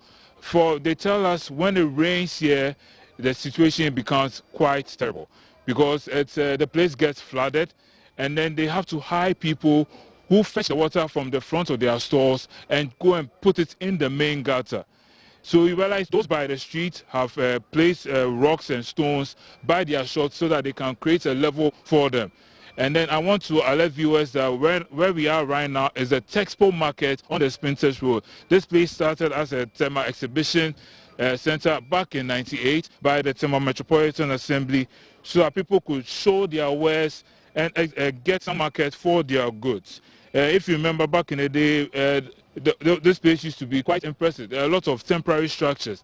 But after all these years, there are still temporary structures because the umbrellas you see the traders using, the canopies you see them using, apparently they hide them every day at a cost of 1 cedi. So not only do they have a drainage problem, they also have extra cost as well. So right in front of me, you see a pile of rubbish, and they're also facing some sanitary challenges as well. So the place is quite full as well, and then they are pleading with the authorities to come and pick up as quickly as possible. Because when it rains, for instance, and people are already having challenges going through the muddy situation to get to the market, then of course they have this situation here which doesn't help their cause at all. So this is the Texpo Market, which is here on the Spintesh Road. So you see at the moment, these are the challenges that the traders are facing at the moment. They are appealing to the authorities such as the TMA, Tema West Assembly, and anybody who can come to their aid if they can build sheds for them. You know, just like we have in other markets such as Makola and all that, that will help their situation as well. Because for now, with these temporary structures, it doesn't aid their trade at all. It doesn't aid it at all. So this is the situation traders here are facing. And then drivers also are facing that huge crater on the road. So this has been Keep an Eye. I don't know if you have any questions for me. Well, so dodge one, get one free, and then you have a bonus crit as well. You are a man with a way with words. But thank you very much, Jay, for your report from Texpo. You know this area very well, briefly. Yeah, I live around Texpo. And you see, Texpo wasn't meant to be a market. See, what happened initially, it was going to be a trade fair. It was a trade fair site. So I remember during President Kufuor's time, it was given to a private developer to build like a convention center, like where we have meetings and proper. But it didn't go through well, and they decided to use it as farmers market. Farmers market. So the farmers market, you don't need sheds because the farmers bring their goods in their bulk. If it's raining, what happens? No, what they do, that's why they have the umbrellas. Okay. Because right now, that place, you can't build unless the assembly decide to turn the place into a permanent market. But on paper, it's a temporary market. Place. Okay. So temporary market, you can't build proper sheds. Okay. Because the moment you build proper sheds, you've turned that place into a market. And I know the place is still earmarked for what the convention center.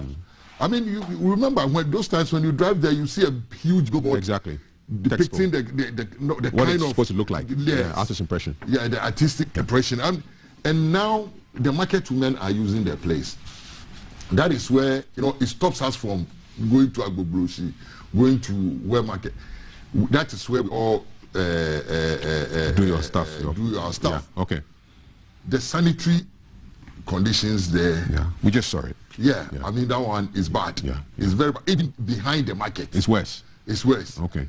And I believe both TMA and Tema West assemblies should go in there and help them. By now they are scrambling because they've collect money from them. Yeah, they've called them. I'm sure by now they've called. They said, you guys are featuring on GTV and it's not good news. Yeah. So hopefully we'll get some action and we'll report back to you on that. The halftime is almost over. Let's go to Alan right now. He's keeping an eye on another development. Yes, I'm in the here. Town. Alan, greetings. Welcome. What's up? All right, cool. What's up? What can you report? Yeah, I'm also here. Cool. What's up?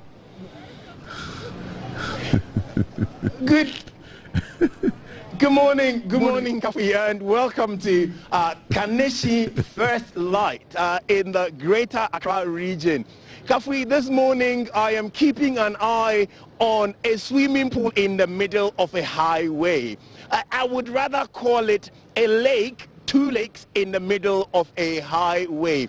From the shot you see behind me, you find that trotros would stop halfway or midway to let off passengers or get passengers on board their trotros. It is because if they drive beyond that stop point, they end up in the middle of the lake. Indeed, nobody wants to go swimming in the middle of a highway, and so that's what will happen. This comes with so many problems. The people who ply their trade here tells me that in fact, not too long ago, a woman was knocked down and she fell in the river. Unfortunately, because of that, efforts to save her ended futile and the woman passed away. That is not alone what the problem is, but this is also affecting businesses on this stretch of road. This will interest you to know that it falls directly under the ambit of the Urban Roads and the Highway Authority. The Roads Ministry, especially being a year of roads, the Roads Ministry cannot be left out of this situation. I managed to get a few people who accepted to grant us interview, but in order to get the actual scope of what we're talking about, I'm getting the camera guy to home in on this river for you to see, and it stretches a long way from over 50 to 25 to about 75 yards from one end of the road and to the other. And it's not just what you see behind me, but there is two of them. Before we come on to the second one, I'll bring in two of the men who work here who have accepted to speak to us and give us a good picture of what we have here. I'm going to bring on a pastor, a street preacher person who would speak to us. Osofo Mpacho Makwaba. Osofo Mpacho emfiesen ya waya adwuma sa kwan so. Emfiesen 6 years. Emfiesen ntem no eda no tia ka kire yen e wo kwan yi sane tie ho. Emfiesen ya me ba ha no. Na me no na na. Ayo kitwa bi. Ene ka si atoto mu sa me na be kesese. Ya ka se omeye omumuya na ka abo bi wa. Da bia cars be 5 ene timwa amusipia enu ntino se so mo mpa bi o so bus stop ni so mo ja no one nom there bus stop ena mo hanti ze o fa no tim enu di ye pese road minister na the road minister na ntini se me nka se omomoden e fi se na sade so be ye wa enu ntino enu pa jonzo me ye di pese road minister ni ti se o mo se da bia o mo na ma o mo so na ma da bia e o mo se de se o ma be ye ha ma ye se emwa enipa so nipa ekoduma na obetim kai aha ni wasi no na ogiancho no opia how wabra anya fako Jubilee House anya fako airport anya fako police headquarters e be nya nam ha e dey so mhwe ma usade we da ho me da say enu nti no yampa won chew omo mo da say nimanim ye omo ye ha say omo timi di mfidie begu ha no man say be say mfidie ko omo say be 10 times crack so mfidie begu ha so mbe ye no man say so mfidie no ko me da say enche epi mi hunu say kwan na chi no oni be twa gota kese e wo ho e kata so ye ne kama enu no nanka mo hwe kwan say oni wie no mbe ba ha na anu ko me ye no amwa enzuo nansi enzuo to yiri anyina yiri. Let me bring in the next person who also is a car dealer, and his business looks directly over the water. Guy, me pacho makwaba. Thank you. Me pacho kwen ben so na sa di we wa hai is how adwuma. Me wa ha ne free 1996. Wow. Me tu kwan free me kro mba ha 1994. Ama 1996 me ba ne dwuma wa ha. Openi meka no kore ni chiro aha no 96 na NDC wabe sie kwan we ni nyina highway ama aha ntise ene na yempani bi aba na aha tise a odi man no boni masa me pacho eni ye yonti ye nyai NDC ni MPP mfimnemu ye hwe ne se eye aban adwumanti aban be ya na okay anti awa ahase no atutu amana pa mansuo taya ama sesi anu ye kasa e kire radio station for time bia se ombetumi akasa kire mpani kwa ombe ye den ombe ye adwuma wa ha but still the kan nyina no omuka but amfa anti tro for no omufri odoko e be si passengers e wo enchen ha no sesi because of amana ne nsuo na taya ha no emudo enti no omuntumi nyere omuntumi be si passengers no aha enti omu be fa highway no ma be gina kwan finfin no mo ye den no mo si passengers no enti ka be tumne ka firi odoko na oba e be ye overtake mo ne ho a e bi wo ho a ne ho tumi ka no ama na akose accident enti we na si wa ha no e ha ye anu akire cars na parki asisi echenchen ha garage ha no ka be tumi etumne ka sa be to amna no ama na wa tiafa so ama na wa be sei ka no ha ama sa ni ama we ni nyina no haye but ye nim de na ebetumi aka kire no ama na ebe edum panifo ho eti onyame adum wa bazesi anu ye disrade eni se mpanifo omuda na omu ni kire ha highway no omu be siesie no me da say walking highway ni urban roads nyina omu hwe ya no pay omasmate what you see in your shot is the second pond sitting in the middle of the highway. This used to be the drop-off zone for trotros and taxis who pick up and drop off passengers, but due to these lakes, ponds or swimming pools sitting in the middle of the highway, it's become immoderable for them, and so they use rather the middle of the road to do what they want to do in terms of dropping off or picking up passengers. Back to you, Kafui, in the studio. The guy has taken us through a whole range of geographical features, from lakes and rivers, water bodies, and then even artificial ones, even ponds, and swimming pools. This is just unacceptable, and we do these things so that we can shine an eye on problems that need to be solved. Sometimes when you're at that surface, you not see it. So when we're up in the sky like that, we can see all these things and we get them fixed. Whoever has to do his job just needs to do their job. Just quick comments and then we wrap it up. Any thoughts? It's unfortunate. It's ISO. I think that we must act with dispatch. Quickly go and do with it because it's not good. It's not on. It's not on. It's not good. And you see, today it's like my areas are getting the eyes of GTV breakfast. GTV, breakfast. Yeah, you know, I lived around that area for almost about 25, 30 years. Oh, then you know every corner. Oh, no, I schooled at Kanisi. Oh, then you be your yard with that. Kateku. I went to Kateku. I was living at Mataiku, coming to school at Kateku.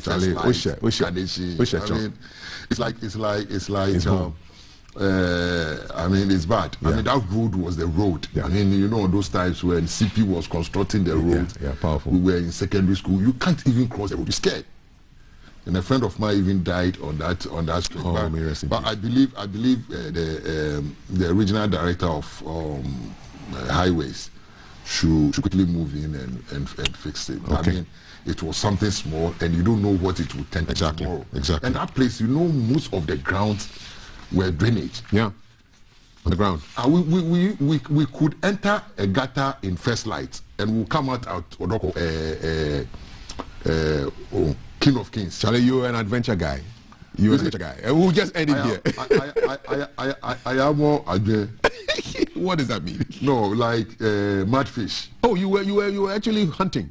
There were mudfish in that gutter plenty. You come with your sack behind you, straight up to the. From there, no, then you pick a cat straight to Mokola. What do they chop the mudfish with? How do they prepare them? No, we don't. We sell it. We sell them. You start business. We go to Chaba, where they call Chaba now.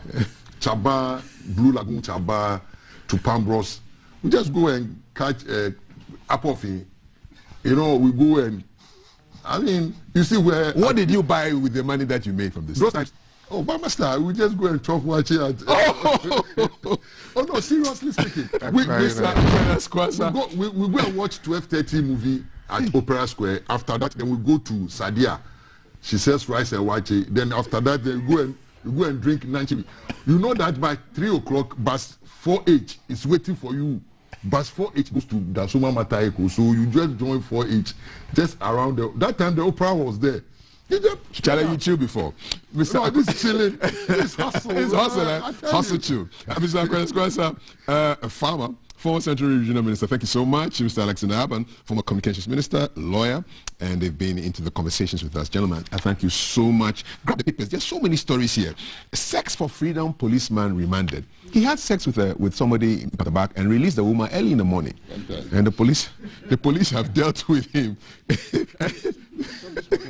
Quickly. Yes, this is just to invite all Catholics that St. Teresa's Seminary will be 90 years.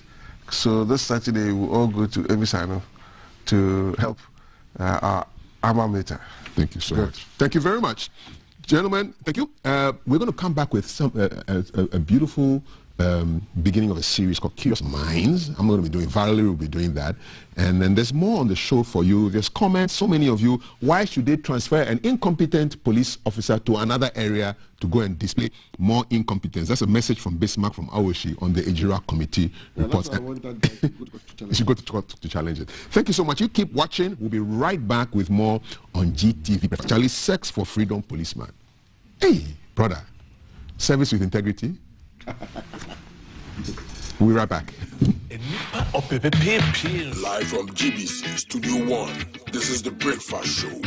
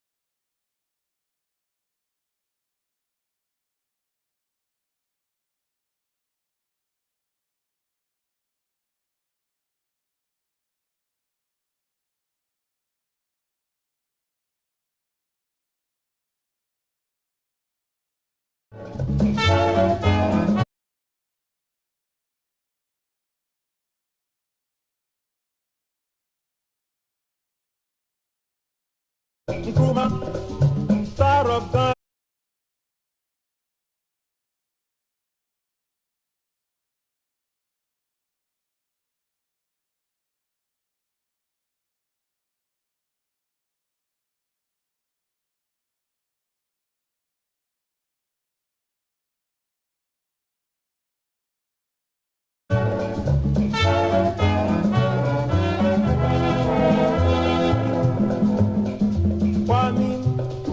Star of Ghana.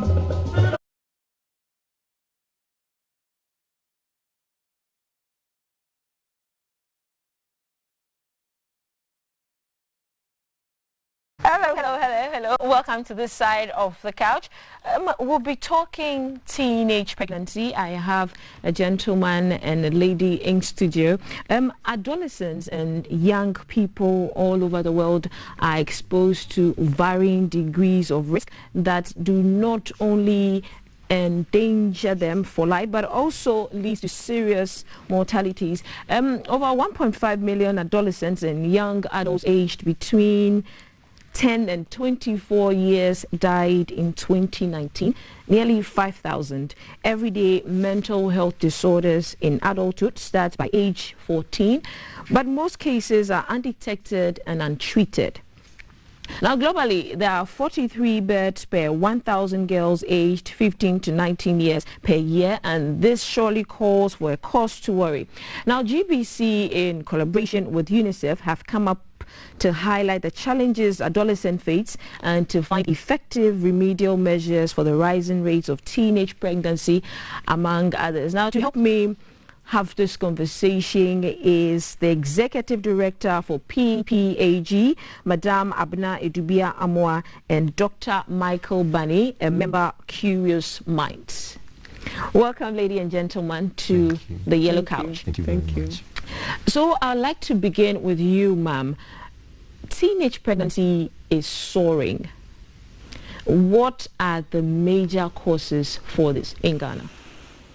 Thank you very much, and I'd like to say good morning to your viewers out there, and to bring them greetings from the Planned Parenthood Association of Ghana. Sure. Yeah, so we are very concerned that teenage pregnancy is increasing, and the latest statistics is actually, alarming. And there are multiple factors. Mainly among them is lack of information.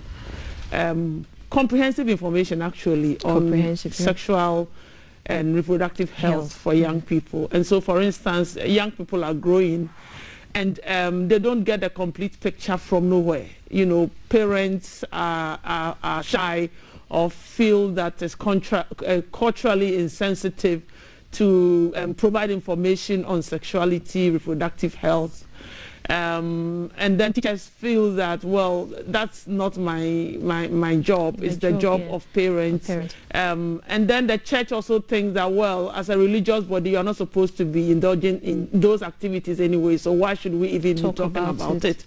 And so the child is left to their own devices, and so wherever they find information from, that is where they get it, from the internet, from their peers, from radio. And we all know what our radio, it's more about, what kind of medicine you can take to be potent and all that. And so they pick bits and pieces of this information, and that's what they carry around. And then, they experiment, and then it happens, Yeah, so that is the main. And then the other ones have to do, of course, with parental responsibility that leaves kids or children who are supposed to be catered for to cater for themselves. And so there are stories around where children, as young as 11, 12 years, have to have sex, trade sex for fish, in the coastal communities, for instance. And so these children obviously are not being catered for. And so they find ways, to do that. And in some, stories also, things as normal as sanitary pads, push girls to be able to go out to have sex with boys so that they can have money to buy sanitary pads. So this is also, a huge challenge as far as this is concerned. Yeah, that's quite sad. The part about the sanitary pads, but then that's the stark reality. I'll come to you, Michael, since you're closer in age to the brackets that we are looking at. From your point, and then you coming from Curious Minds, tell us a little about what Curious Minds is first. Okay, so Curious Minds is basically a wing. You have to speak up. Okay, so Curious Minds is basically a wing of Children and Youth in Broadcasting. Right. CYIB. So basically, we are a youth advocate kind of a group. It's actually chaired by Kingsley Obenchire, of which I want to see a shout out to. So basically, we are just into youth advocacy. Anything that has got to do with the youth. Okay. Child rights. Right. Teenage pregnancy. SRHR issues. Those are the lots things of issues to talk about. Exactly. Right. So because you're closer in age to the bracket we are talking about, from your point of view, what do you think, apart from what Madame has mentioned, are the possible causes for this? Okay, so I want to look at it in two facets. Sure. The very first one will be the intrinsic ones and the extrinsic ones. The intrinsic ones I want to also divide it into two. I'm going to talk about the social aspect and then also the economic aspect of it. The social aspect has got to do with peer pressure. So you go to SHS. When you go to SHS, I mean, everybody is going out on tripping. We go on tripping every Saturday. But you are not going. You are not getting a boyfriend. So you feel that you are left out. And your friends will go like, oh, you have to also try and then get a boyfriend because we are all in the groove. I mean, you're youth. You have to get someone. I mean, the vibe. We follow the vibe. Sure. We always say vibes. So peer pressure is one of them. Then the economic ones are what Mommy talked about. So yeah, I remember, I think Curious Minds sent us to Tamale. We were doing this outreaches, went to Tamale, and I spoke to someone, I think a group of 5 girls, together with my friends. They were like, oh, sometimes because of their menstruation, they cannot get 5 cedis.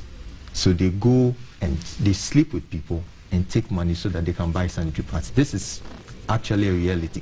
And some of them also tell them that, oh, it's because, oh, when I sleep with you, you will not menstruate again.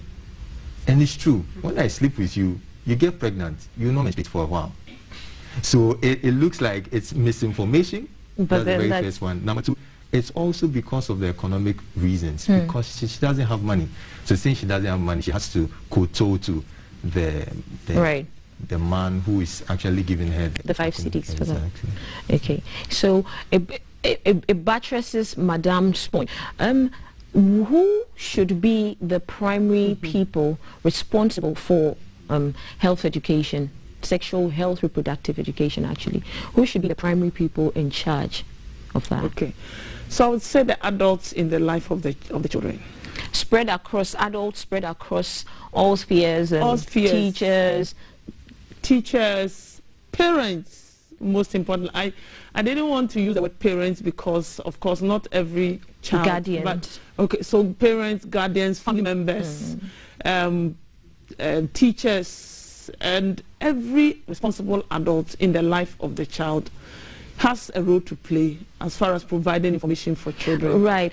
And even our health personnel, our healthcare personnel. Right. Because one of the other causes is also lack of access for young people, to information such as these. Information, but also services, Okay. So some of them might not even understand what menstruation is, but they should be confident enough to even walk into a clinic and try to engage a nurse. From a cultural setting, it's difficult to approach people and ask them, especially when it comes to sexual or reproductive health. I spoke to somebody who said that he found it very, very difficult to go into a pharmacy and, for instance, buy a condom. Okay? Don't you think there are downsides to exposing our children or teenagers or the bracket we are speaking about? Don't you think there are downsides if you actually educate them? Are there downsides to it, to sexual education? Okay, I go first. I'm sure. Sure, yes. Yeah. So yes. So I don't think there's any downsides at all. That's a misconception that we probably have to do away with. Research indicates that providing comprehensive information to young people actually delays the onset of sex in the life of young people. Okay, because they know what it is. They understand the responsibilities that goes with it. They understand the risks that goes with it. And so they are ready to delay it because they are not ready for it at all. They know that they are not ready, you know, because you tell them, you explain to them the emotional aspect of it. Because, and I always tell people, it's not only about the physical, but it's also about the emotional. Okay, are you ready to take on the emotional responsibility of being intimate with someone, and probably that person decided to give you? Okay, we have a lot of young people who fail their exams because their purported boyfriends or girlfriends have jilted them. You are not ready. Suffering from heartbreak. Exactly, you are not ready. So giving them the information actually delays it. There is nothing like, you know, there's a downside promoting sex because you are providing information for them. They are supposed to know. And if you don't give it to them, where will they get it from? Right. And young people actually trust adults to provide them with information. You know, a recent research by University of Cape Coast, the Population and Health Department, indicates that young people trust adults more than even their peers, okay, to provide them with accurate information. And that's the reason why when a young person is faced with body shaming, for instance, I know a story of a young girl who was being shamed with small buttocks. And then an adult gentleman tells her that if I have sex with you, your buttocks will be enlarged. And she managed to have 2 children with that man. Oh, wow. Who told, wow. And it's trusts. So young people actually trust adults who provide them with information. And so there is nothing like wrong, the downside time. There's no downside to it. No, none at all. The way forward is actually enough the education. Information is appropriate for the age. You know, there's age-appropriate information. You don't need to hide anything from the child, but provide the age-appropriate information to the child. If you do that, you don't have any problem. If you hide it, they'll find it. Right. They will embarrass you with the questions if they are smart enough to do that. Or if you are open enough for them to be able to do that, they will embarrass you. But the danger is also that they will go out there and try to find out exactly what is this thing that mommy is hiding from me. Sure. What is this that daddy is hiding from me? So best way, appropriate information. Provide. Yes, let me report, my friends. The thing is, there was a recent statistic that was released that we are looking at porn. Watching porn. Watching porn. First 5, Ghana is in it. Yeah. So I was just asking, we were actually ranked second. Yes, we were ranked for a site. Yeah, exactly. So just ask yourself, who is handling the phone? It's the 2020, I mean, there is a 20th century. The millennials, we call them. And we are the ones. So we are the ones watching the porn. Okay. So if we're watching certain set things like this, then we know that we are actually telling ourselves that, okay, we should be sexually active. So if we don't give them the accurate information, they would actually indulge in it and not tell us, and not tell the parents or someone who is older. So in this age of social media where information is rife, most adolescents and teenagers actually get all the information, watch everything on social media, because we do not have ways that we can restrict what we watch.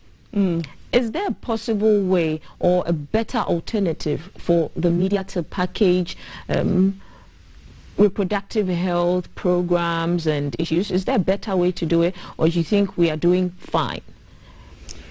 I'll start with you. I think you are doing something, but it can be improved.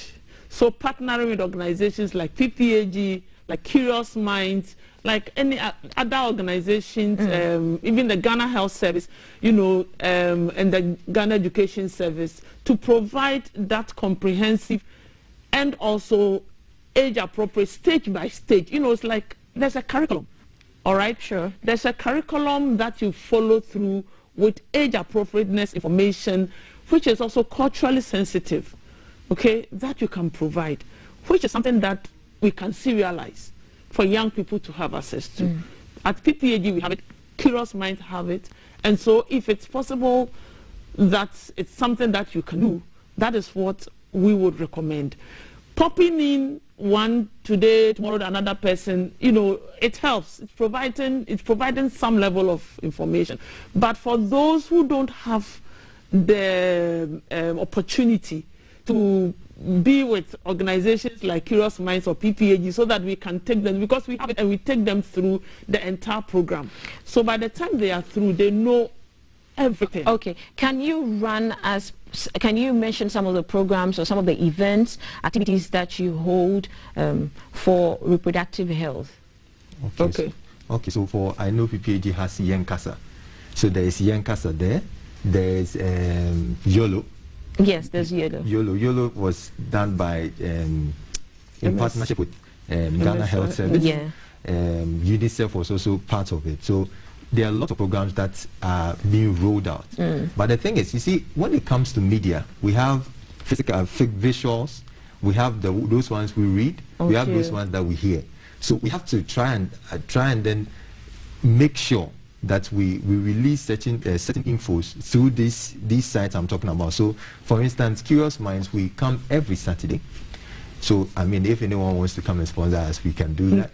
So we come, we talk about sexual and reproductive health, right? We talk about issues. So these are some of the things that Curious Minds does. Do you get it?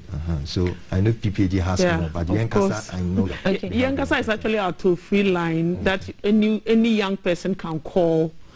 Whatever issue you have, we have trained counselors and young people who are on call 24 hours. That's Yankasa. That's Yankasa. Could you please mention the toll-free numbers? 0800 202010.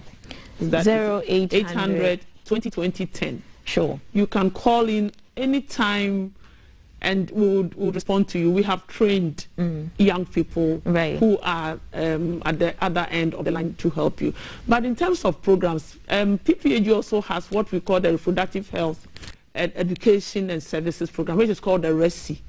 So we provide information to young people. You can join the Young and Wise clubs that we have on campuses, both from the basic school right up to the university, where you would have all this education and information on reproductive health, a comprehensive one. We also do social media interactions, engagement. So we send info flyers around that. We engage young people on all our social media handles. Once you do PPAG Ghana, you would find us on Twitter, on Instagram, on Facebook, on LinkedIn. We provide information also on the, and then we have various other programs that we run as well. You can always reach us to the Yankasa, and if you need any support, we'll be able to provide you as far as information is.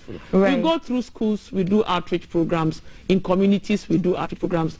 We have 10 facilities across the country where we provide information, we provide services. We have safe spaces called the Young and Wise Centers that you can go to and engage our facilitators. We are doing a lot. Okay, let me just pick your thoughts on this. What are your thoughts on the fact that some parents still refer to the reproductive organs? We cannot properly give it a name. Say this is a vagina, this is a penis. We rather say kakai, cocoa, and all of this. I would like to know what your thoughts are on that. Okay, I think the most important thing is telling the child what it is. You know, the name, although it's important, it's not. I don't think the name is really what the problem is. I think the name is being able to unpack. That's part of the problem we have here in our part of the world. It's how to properly communicate. Because imagine somebody running up to you and say, mommy, he touched my chocolate. Chocolates are eaten, right? Exactly. So bringing me back to what I was trying to say about how to properly package and communicate this. Do we have evidence that education, reproductive health, we have evidence to back this, that it actually helps? Okay, so for me, I want to hit on this. We normally hear of cervical cancer. We normally hear of obstetric fistula.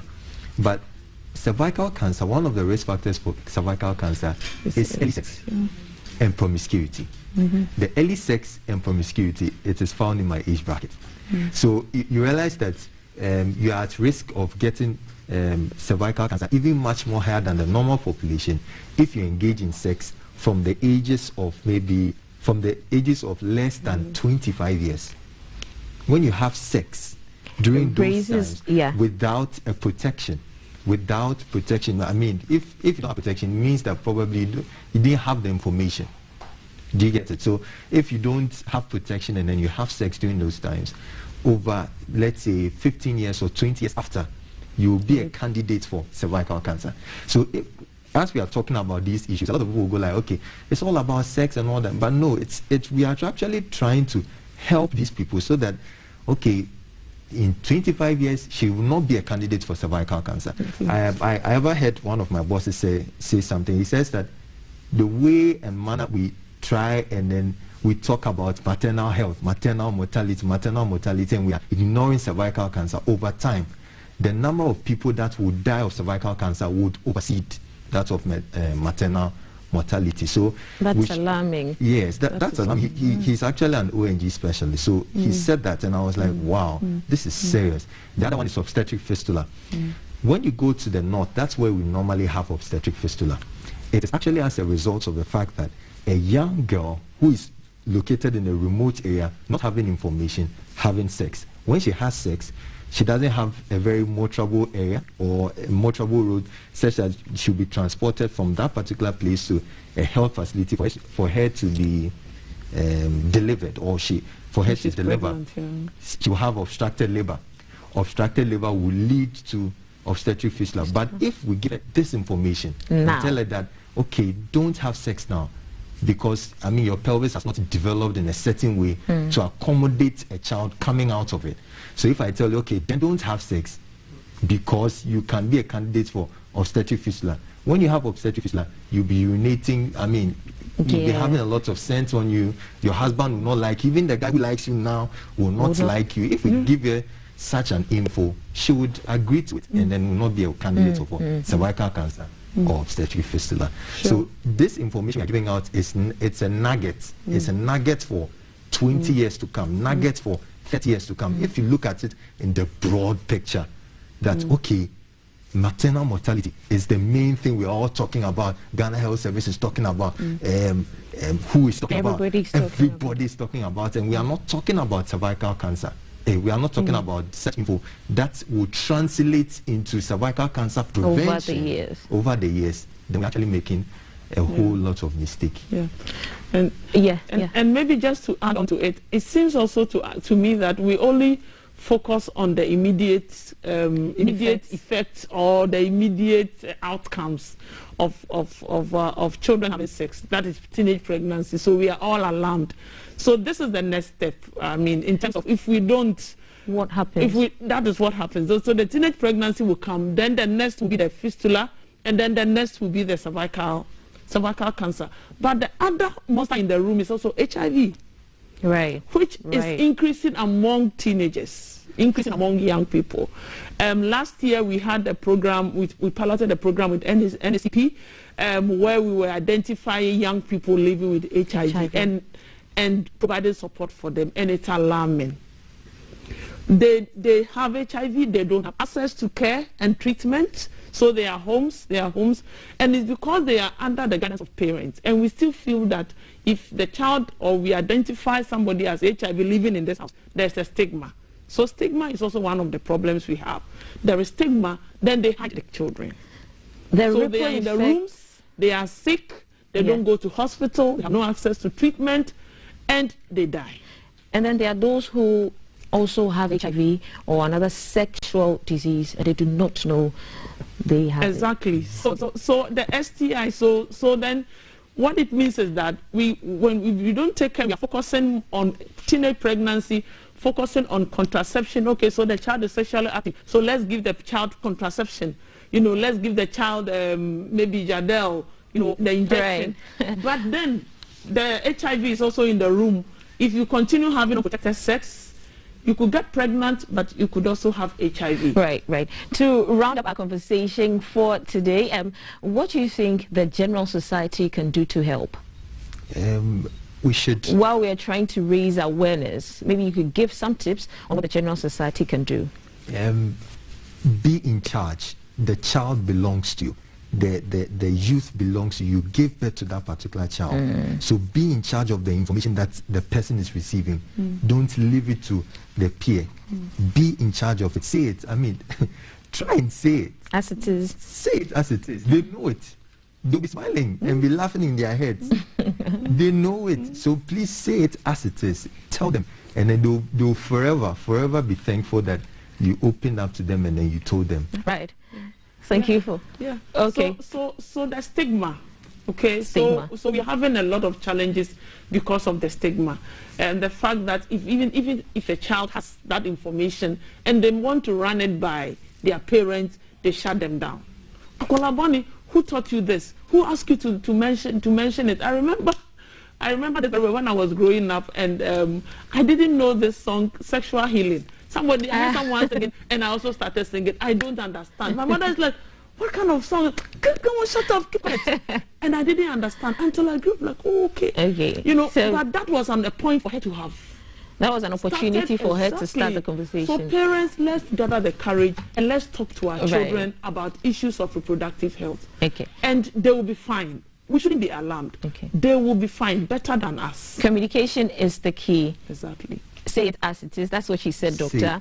Right. Thank you, ladies and gentlemen. We've been speaking about reproductive health in adolescents, and this is in collaboration, GBC in collaboration with UNICEF have come up with this to highlight the challenges that adolescents face. And so we'll be having conversations around this topic.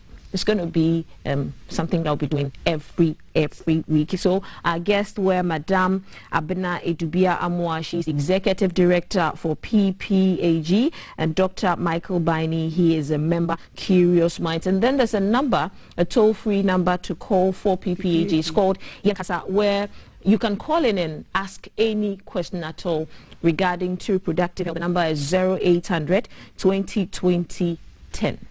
You're still watching GTV Breakfast. The hashtag to follow is GTV Breakfast on Facebook, on Twitter, on Instagram. The show is running, it's interactive, so you can send in your comments and your conversations. We're going to do something when we come back in the arena of beauty and skills development. And so we'll take a quick break, guys. Fire! I ready a quick one. Yadrin Coben Chrome, my young worry. Nothing no move. See me, piss me away.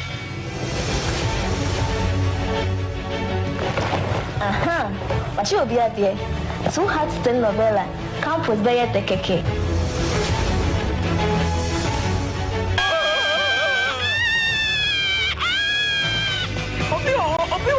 Oh, yes. Hey, baby, I'm more of a fiabo. Oh, Nipa Musia said, what the family? Huh? So I bet you. Hey, 2 hearts, dear, and 1 sem, dear. Hey, a bit of pepper. 2 hearts. Nana, let Jojo. Just say, Bibi Yabaqua, not a cabba. No apology. Never cabba, name me quarter. I've got you 2 hearts telenovela. Maybe there's something sweet, and something fried, which is chili. So we take a post when you're going to make one. In fact, so I'm saying, I'm sorry.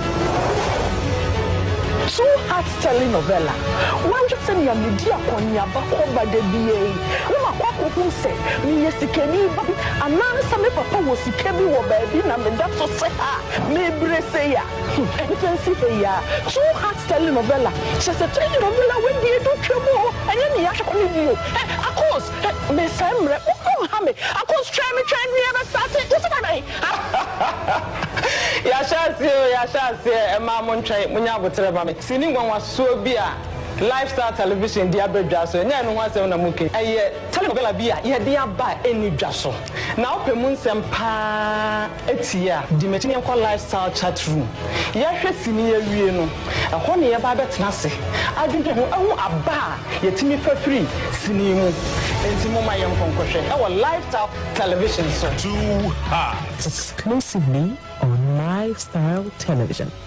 Lifestyle, it's life redefined. Live from GBC Studio 1, this is the Breakfast Show.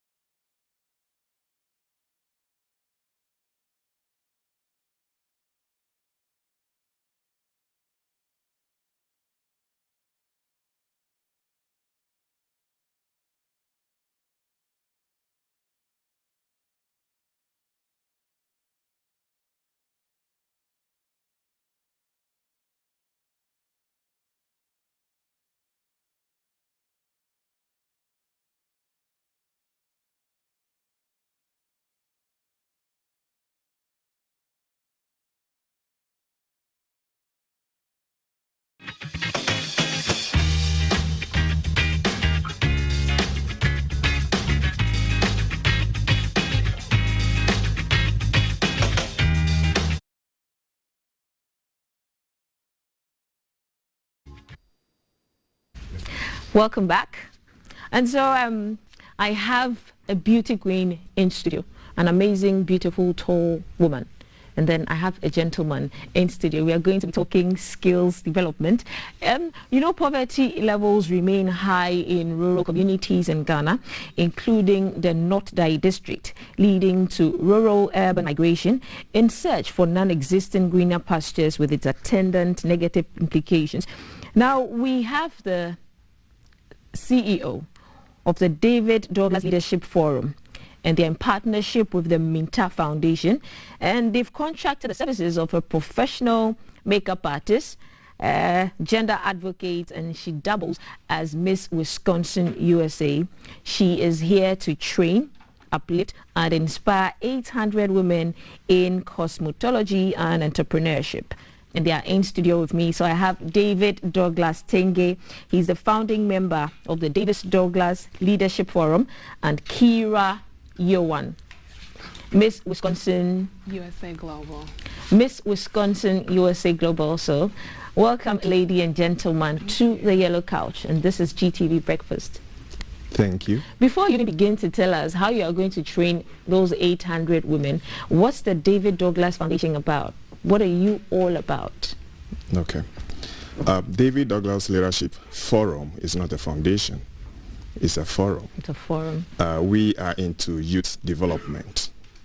And the purpose of that is to help the government in a way to reduce in unemployment issues we have in the country. Because you will agree with me that it is not everything that the government will do for us. Sure. So organizations like these need to exist to also add up to what the government is doing to help the youth. So since the inception of David Douglas Leadership Forum. How long ago? Well, we have the Ghana chapter that was last year. Okay. And our anniversary is in November. Sure. Actually 14th November. Sure. Good. So since our inception, we have been sourcing out for ways by which we can help the youth in terms of employment. One thing that I keep saying, I was on your show the last time, and I believe strongly that nobody can say, I don't have work to do. And I keep saying this, that you cannot say you don't have any work to do. Sure. Kwame Despite, upon all his monies, he's selling pure water. And that is making him the money. So if you don't have work to do, you can sell pure water. It is work for you to do. So now what then do you do? What we realize upon research we have done is that we realize that a lot of the youth clearly do not identify their purpose. Because identifying your purpose is when you discover yourself. So when you discover yourself, you will know what to do. Right. Not everybody needs to work in the office. And not everybody needs to drive in the flashy car. Sure. So we all have something to do. So before your existence, as God told Jeremiah in Jeremiah 1:5, before I created you, I knew you. And before I brought you forth, this is what I have made you to be. So you need to identify what your creator had made you for. Right. Then you will be able to know what to do to help society. Okay. But then why did you choose North Dai district? Is there something peculiar? Well, we've been doing a lot of work in Accra. And this particular opportunity that we have, we thought it wise that let's go to the rural areas and then also give them some opportunity. So looking through the district, we identify this particular district and then we want to give them this opportunity. Okay. But how did you go about picking 800 young women? We have our presence in almost all the districts and all the institutions. The lady who's supposed to be on the show, I'm not supposed to be here. We have our PRO who's supposed to be here, is our president for the UPSA chapter of David Douglas Leadership Forum for the Youth. So she was supposed to be here. So we have our presence on campuses for the youth. And then we have it on the districts, district levels also. So we look into this opportunity and which district deserve this particular opportunity. Yes, but how did you go about picking the 800 women? No, so we're working in partnership with another foundation. And that foundation also, which is the Minta Foundation, is presence on the ground. So when we got there, then we pick information from them, from their research. So they already did that. The Minta Foundation did the groundwork, and then we plug into what they did. Okay. So now let me come to you, Kira. Permit me to call you that, Kira. Yeah. What are you bringing to North Dai? How are you going to inspire and motivate these 800 women? Is it going to be a daunting task for you? Well, I've never done something so grand on this scale, so it'll be a bit, but I think it'll be great to be able to pour into others and to give back to different communities.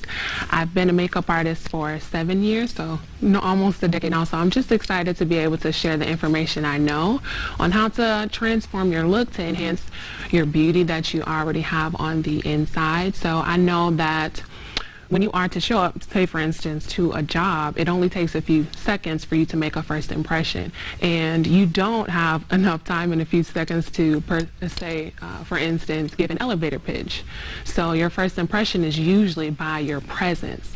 So I'm excited to just be able to share on how to enhance your look. Yeah. Okay. How were they? Okay, we have some pictures of you on screen now. Yes. Okay. What was why did you decide to come onto this project? I decided to come on to this project. My family actually has done work in other areas in Africa, in Kenya. So we actually have a foundation called the Foundation. No, I'm African American. I'm American. Okay. Yeah. So my family has done work in Kenya, and they just started recently this past year doing work in Ghana.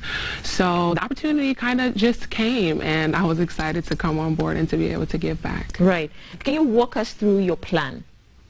So I plan on having a model myself, so I would just walk them through the entire process from start to finish on how to do what we call in the beauty industry a full face. And a what face? A full face. Say that again. A full face. A full face? Yes, so that's just start to finish. Eyebrows, foundation, eyelashes, the whole thing. And so we'll basically go from there. It's going to be pretty hands-on. They're going to have their own people come, their own makeup, so it's going to be a full workshop. Right. So tell us about Miss Wisconsin. What went into it, preparations towards it, and then when you finally clinched the crown, how do you feel? I am super excited. I've been preparing. I've actually been Miss Wisconsin USA Global for the past year. So this year has entailed a lot of training. If you know pageantry, you have to do a lot of appearances and volunteering. And actually my own platform, so my own advocacy is to inspire confidence in teen girls and women through beauty and makeup and beyond. And that basically stemmed from my own story of not being confident growing up. I was always tall for my age. I never had like a growth spurt, so I had this complex about myself and nobody kind of poured into me. So what my thought was is I want to be that person that I didn't have growing up. So that's basically been my journey in the show so far. Wow. Yeah. Well, congratulations to you. Thank you. Are we expecting more of such projects across the country, David? Yes, we have. And if you will permit me, I will say this is not the only project that we have for the youth. No, I mean this entrepreneurship one. Right. Empowering, yes, pageant, women. Yeah, yes. Are we expecting it to cut across the country? Yes, of course. Okay. Yes. Do we have plans, the pipeline for that? Yes, we do. What are the things in the pipeline for you? Yes, so we also have, we are in partnership with the Arizona State University. Sure. Where we do entrepreneurial training for the youth. It is a program from the university that is called Dream Builders Program, and you have to dream and then we will build it for you. So it is an online program that will teach you how to start your business if you have the plan to start business.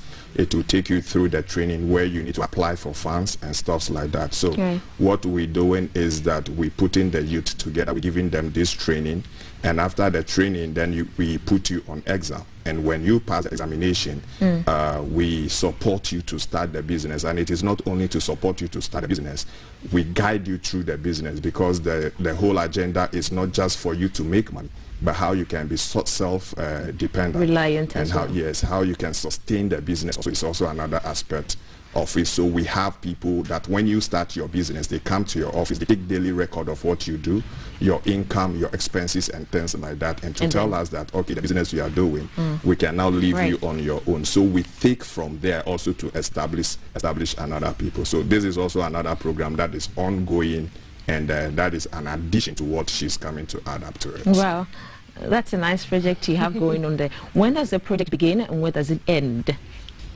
I can tell you when it's beginning, but I cannot tell you when it's ending. Because, when is it beginning? So I can tell you that this is the beginning of it, and tomorrow we are in North Dai. Okay. So that is the beginning. So everything kickstarts from there. Okay. And then now we will look from there before we will look into the national agenda. How can we roll it up? But quickly to also add to the things that we do, we also have a program called the Lead Yourself program. Lead Yourself. Lead Yourself program, which we believe that there is a leadership aspect in everybody, but you need to know. And before you will be given the nod to lead somebody, you have to learn to lead yourself first of all before you can lead somebody. So we have Lead Yourself conference coming on at the UPSA campus on the 15th of October. Right. And we have speakers like Professor P.K. Richardson. We have the former ECOWAS, Miss ECOWAS, Esied Esinam, and then we have Miss Ado Sally, also from the UN, who represent the youth from the UN. And then we have Apostle Yim Pempe, who is the owner of Airport Shell, who will be there with us. So just to add to what we have and the programs that DDLF is running. So these are the things that we are doing. So just giving you the package. Well, okay. Where do we find you on social media if somebody wants to be part of it, somebody wants to donate, or just be part of it or ask questions? Where do we find you on social media? Right. So you can go to Facebook and then you look for David Douglas Leadership Forum or David Douglas. You will get us. You can go to our website, David Douglas Leadership Forum. At daviddouglasleadershipforum.com. You will find us from there. But if you want to be part of us, you can also contact us. We have telephone numbers. You can only mention one number, sir. All right, then. So you can contact us on 0243 39 3121. And I repeat it again, 0243 39 3121. So we will love everybody to be part of this. Let us help our country to grow.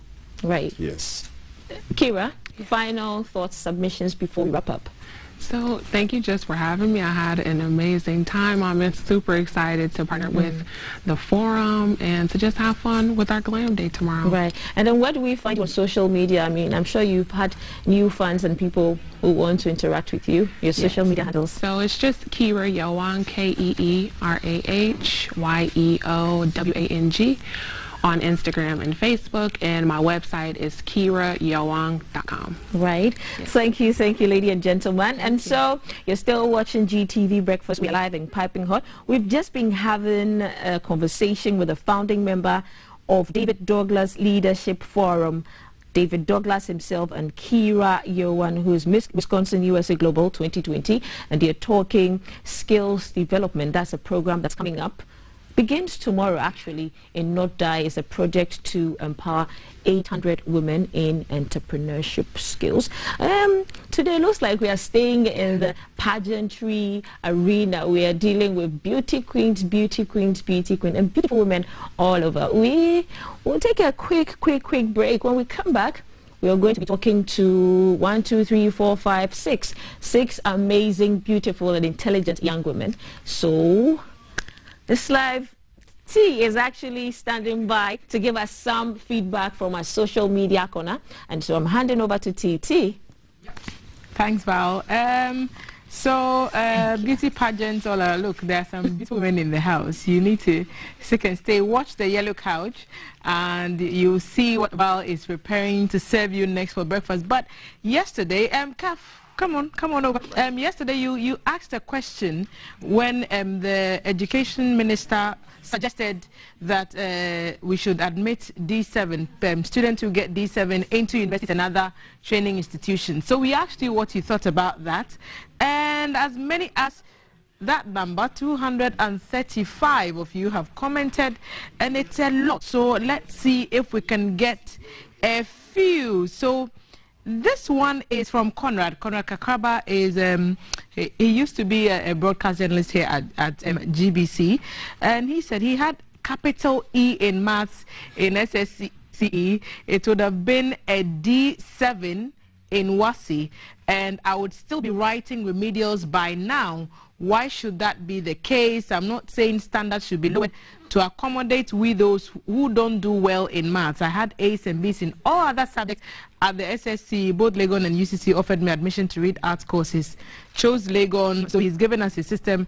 I was not a weak student in the field I was interested in, but the system would have made me look so if I had not been taken by Legon. So Conrad's thoughts being shared with us there, and so many more of you also contributed to that conversation. Atta Kwache Paul, I passed all my elective subjects and core subjects with good credits, which were all written in English, but I got D7 in English language. I didn't get admission to the university. I was a visual arts student. Then I went on to read, I think he did engine mechanics short course at Regional Maritime. It's better we accept D7 to the university across Ghana. Talent and creativity is the most important thing. Kwafweje, Adebegwa, why you people use Presec Legon on a picture for the article on D7? Well, with the JD7, no, you don't. We wanted to depict a classroom scenario of some persons writing the exam. So it's Kwabena Nto says this is not for the citizenry or politicians to decide. There are regulatory bodies which are mandated to handle such issues. Now, when you come to the UK, without at least 4 in English and Maths, you will not be accepted into any university. So if the regulators think D7 is enough, why not? It's not up to a minister to decide. So many comments going on there, and I'm still monitoring the trend so that we see what more comes up. And it's something you're willing to accept. I think on the Kwame Nkrumah's birthday as well, and the 23rd of September, I think it was, we spoke to a prof who had written a book about a champion, and we asked you where you think a champion's hometown was. We offered a book, and so we are going to give it to the one who got closest to that answer. So we'll be getting in touch with you very soon. So look out for that. And as we do all this to encourage you to get interactive on our social media platforms, so that when there are goodies to share, you will also have the opportunity to win something. There's an iPhone 13 currently in circulation, and we know that it's costing a lot of money. There's a bit of a story there, but I'll save that because Val and her ladies are seated and they are ready to continue with that conversation. I don't have a bit of time. I think we do. So Kafui, they went and brought this matter on me. I don't know anything about this. So we're talking about the iPhone 13 and how some people are going all out to get. I'm taking you back in time to November 2017 when news broke. Okay, so this is 2017. Don't come and say we are saying it's latest. No, 2017. At the time of iPhone 7, you know the small one you can put in your pocket. That time. And a woman persuaded some friends of hers, 20 of them, to buy her 20 of the iPhone 7, and everybody delivered. Hey, this woman, she's lucky. And she sold all of them. She got £725 for each, and she used that as a deposit on a house. So £725 times 20. Those of you who got A in maths, we did 7 people, our conversation is still ongoing. But £725 for an iPhone 7 in 2017. She sold all, got herself a house. And the story was trending on the Chinese blogging platform Tianyang Yidu. And so there's something, a thought for you if you're thinking, would you get the iPhone 13, the new one, is the latest craze? You should get it. We've already seen a few of you flaunting yours on social media, but some say it's a plot of land in your pocket, some say it's a house. What do you think? Get interactive on our social media platforms. You're streaming Facebook, we're streaming on Twitter, we are also on Instagram, and we are on YouTube as well. Send your comments to our WhatsApp line 055-556-1034, and we will pick up your thoughts on the matter. Next is Val and her ladies in black are seated. Let's check on them.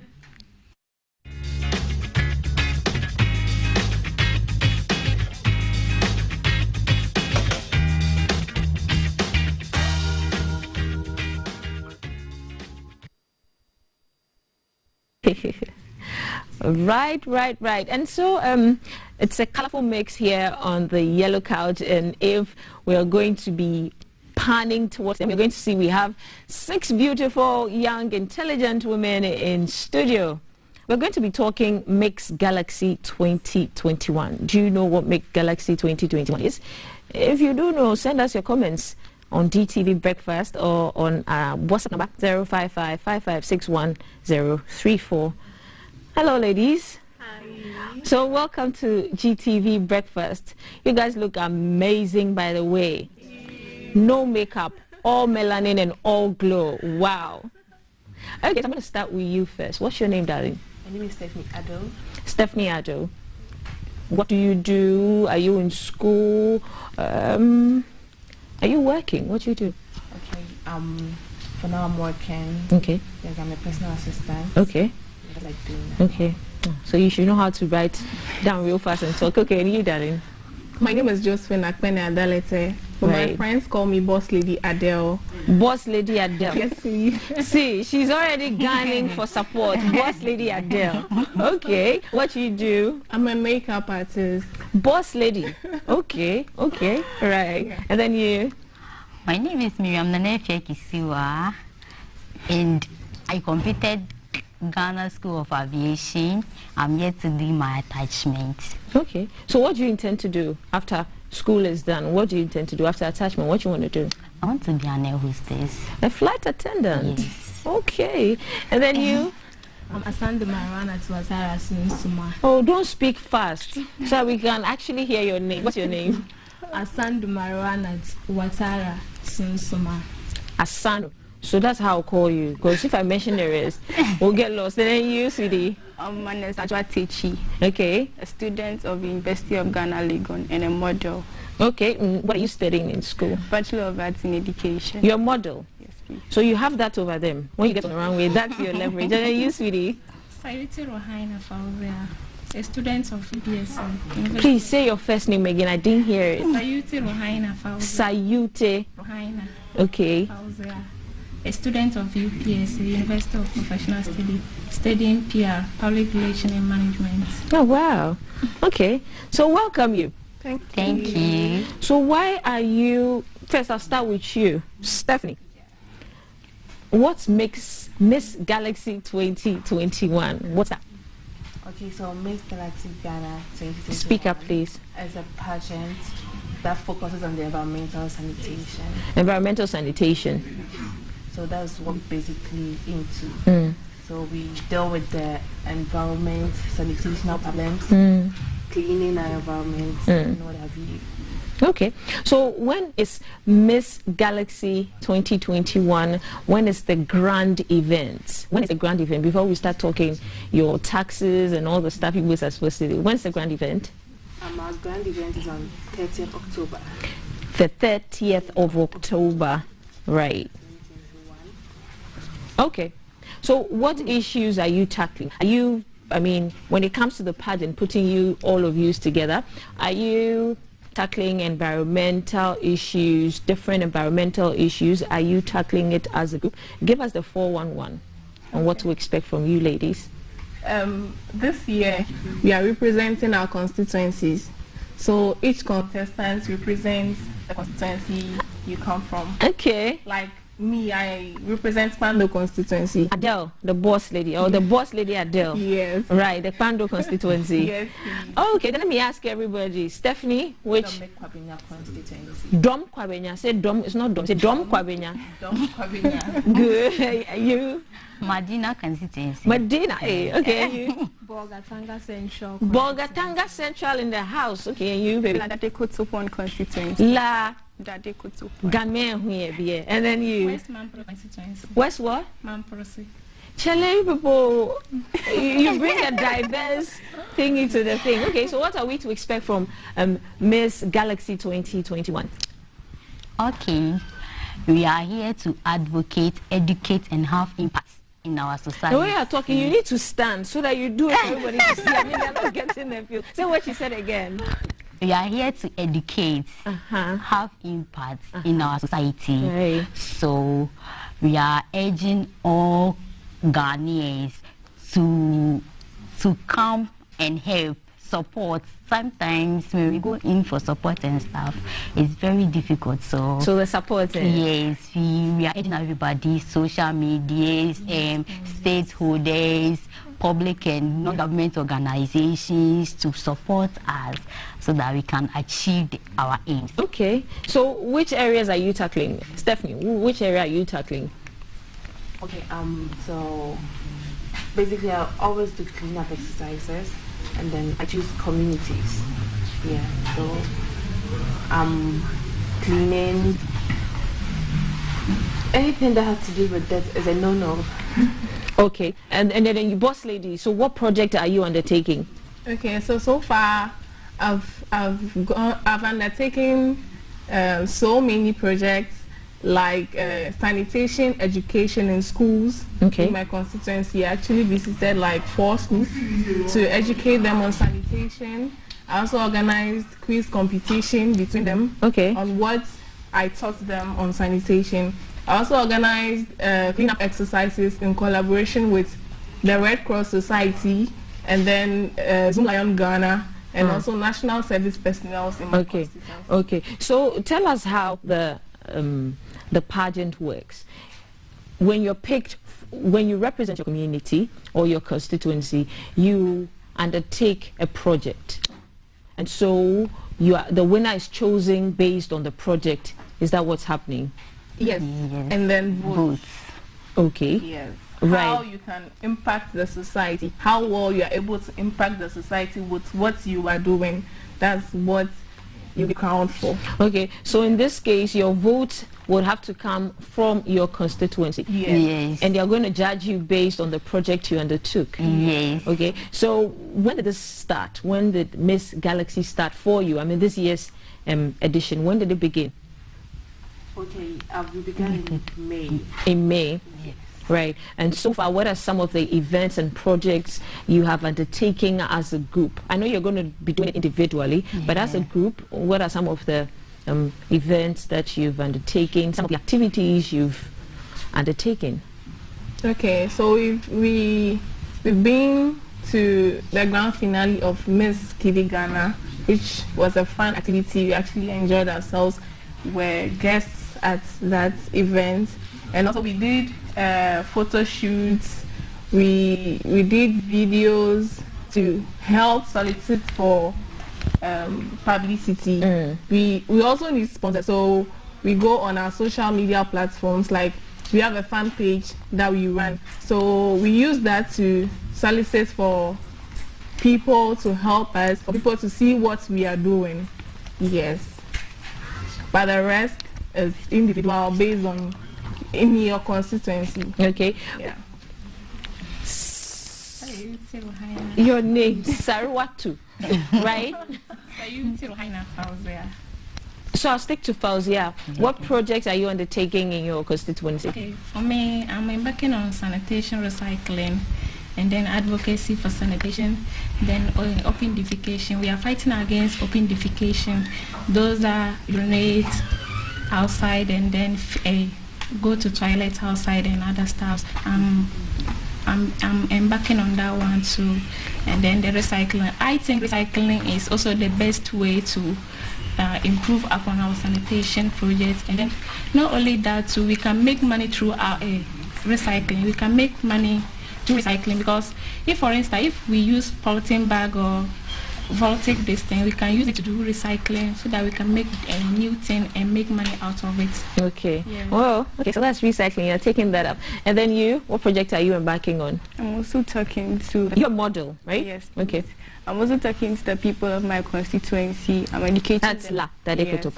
I'm educating them on sanitation, the causes, the effects, and also a cleanup exercise. Yeah. Right. And then you, sweetie, your name again? Marijuana Tuatara. Okay. We do not have enough time. My producer is in my ear. Say that again. Your name? Marijuana Tuatara. Okay. So Marijuana too. What project are you backing on? Okay, I'm educating youth in my community about sanitation, and I'm also a fashion student who's undertaking my attachment in nylon clothing. So I've chosen to do recycling. Okay, so yeah. Okay, I see that. Right. So you're recycling. Yes. Okay. Tell us more. I take like rubbers and just like I want to use rubbers to do something. So I've already started creating clothing with them. Oh wow. Yeah. I'm looking forward to the real event. When is the main event? When is it going to happen? The main event. When is it happening? 30th of October. Where? At the PH Hotel. At East Legon. Say that again. PH Hotel at East Legon. What time? What time does it begin? From 7 p.m. So from 7. The red carpet begins at 7 p.m. Yes. Okay. And so, what will the winner take home? It's a surprise. It's a surprise, right? Right. Come in with okay. So, what numbers should we vote for you on? I mean, speak to which numbers are we supposed to? What's the voting process? Okay. So, with the voting, you dial *170#. You have to speak up. It's an opportunity for your voters to hear you. So dial *170# for bulk voting, and then for the normal cash at *800 *212 hash. Right. Okay. Thank you. I mean, we had short time, but we'll definitely have you in before the main event or after the event, and so we can tell which of you won. We've been spending time with the amazing contestants for Miss Galaxy 2021, and the number to vote for your favorite contestant is *170. So everyone has a separate code, but the main code is *800 *212, and then you add the person's code. Yes, nominee you can code. Check us on Instagram, mgg_21 You have to speak up, or you have to speak up if you are going to be talking to people. Yeah, so if you want to find us on any of the social media handles, you enter mgg21_ and then you add the individual names. So I'm Stephanie, Amadeo, Mimi, Watara, Nessa, Fauzia. All right, guys, and so those are the beautiful young women who are representing their communities in Miss Galaxy 2021. You're still watching GTV Breakfast. I'm handing over to T. She's on the interactive screen, and she has some messages coming up. So whilst we are talking about Miss Galaxy and pageant issues on the yellow couch, iPhone 13, like I said, is trending on Twitter, and there's a funny video. I don't know how CAF managed to pull some of these things up. There's a funny video. Okay, let's go to the beginning of the video. So here is running into the customer cow. And look at the caption that came with it. Just came to check whether iPhone 13 arrived or not. So everybody ran, obviously, and they left the cow in the shop. The cow came to buy iPhone 13. But towards the start of the show, we're talking about the announcement by the Bank of Ghana to gradually fade out the use of the 1 cedi and the 2 Ghana cedi notes. And so we put that poll on our Facebook page. Would you miss the 1 cedi and 2 cedi notes when they are phased out? And we asked to share your thoughts with us. So that just happened today. So 24 comments already. And these are a few of them. Abim's Charlene, but there will be 2 and 1 cedi coins, so no P. So no P for her. Henry says, give me the reason why we will not use it again. Well, they said they are difficult to maintain. They always come back really dirty, and they can't reprocess them and put them back in the system. It's proven to be very, very expensive. So that's the reason. Are they going to be replaced? Yes, with coins. They just want to erase Kwame Nkrumah, but Kwame Nkrumah never dies. That's his opinion. Raymond K. Kuma, like I said, opinions expressed on our social media platforms, on any GBC platform, represent those of the people and not that of the corporation. So we just reiterate some of the comments that we read on our social media. So a Method Prosper said, if this is phased out, how can we give an offering at church? And also, we are doomed. What is supposed to be bought at 1 cedi and 2 cedis will now be bought at 5 cedis. Well, not necessarily, because there will be 1 cedi coins and there will be 2 cedi coins, and they will be made more available once the notes are phased out. But as for whether it will come to how much you can give as offering at church, that one is between you and your pastor. Prince Scatfield Rochelle says, even America still has $1 notes. What is your reason for fading them out? We don't need the coins. So America still has the $1. But maybe they're looking after it well. Or Cap, wouldn't you agree? Because then why would you say that, oh, because America has one? They are looking after it well. So it's for us to look after the notes so they don't wear out and they don't. And there are certain comments we will just not give traction to if we can help it, even though we respect your rights to have your say. Use that right responsibly, and we will read your comments if we find that they meet our standards. So that has been some of your thoughts on our question on whether you miss the 1 cedi note or not, and those are your opinions. And that's how we wrap this morning's edition of Breakfast on GTV. We hope you've had a swell time like we have, and keep interacting with us on our social media handles, on our WhatsApp line, and we'll get back to you again tomorrow with another exciting edition of Breakfast on GTV. Until then, enjoy the rest of your day. Bye. See you guys tomorrow.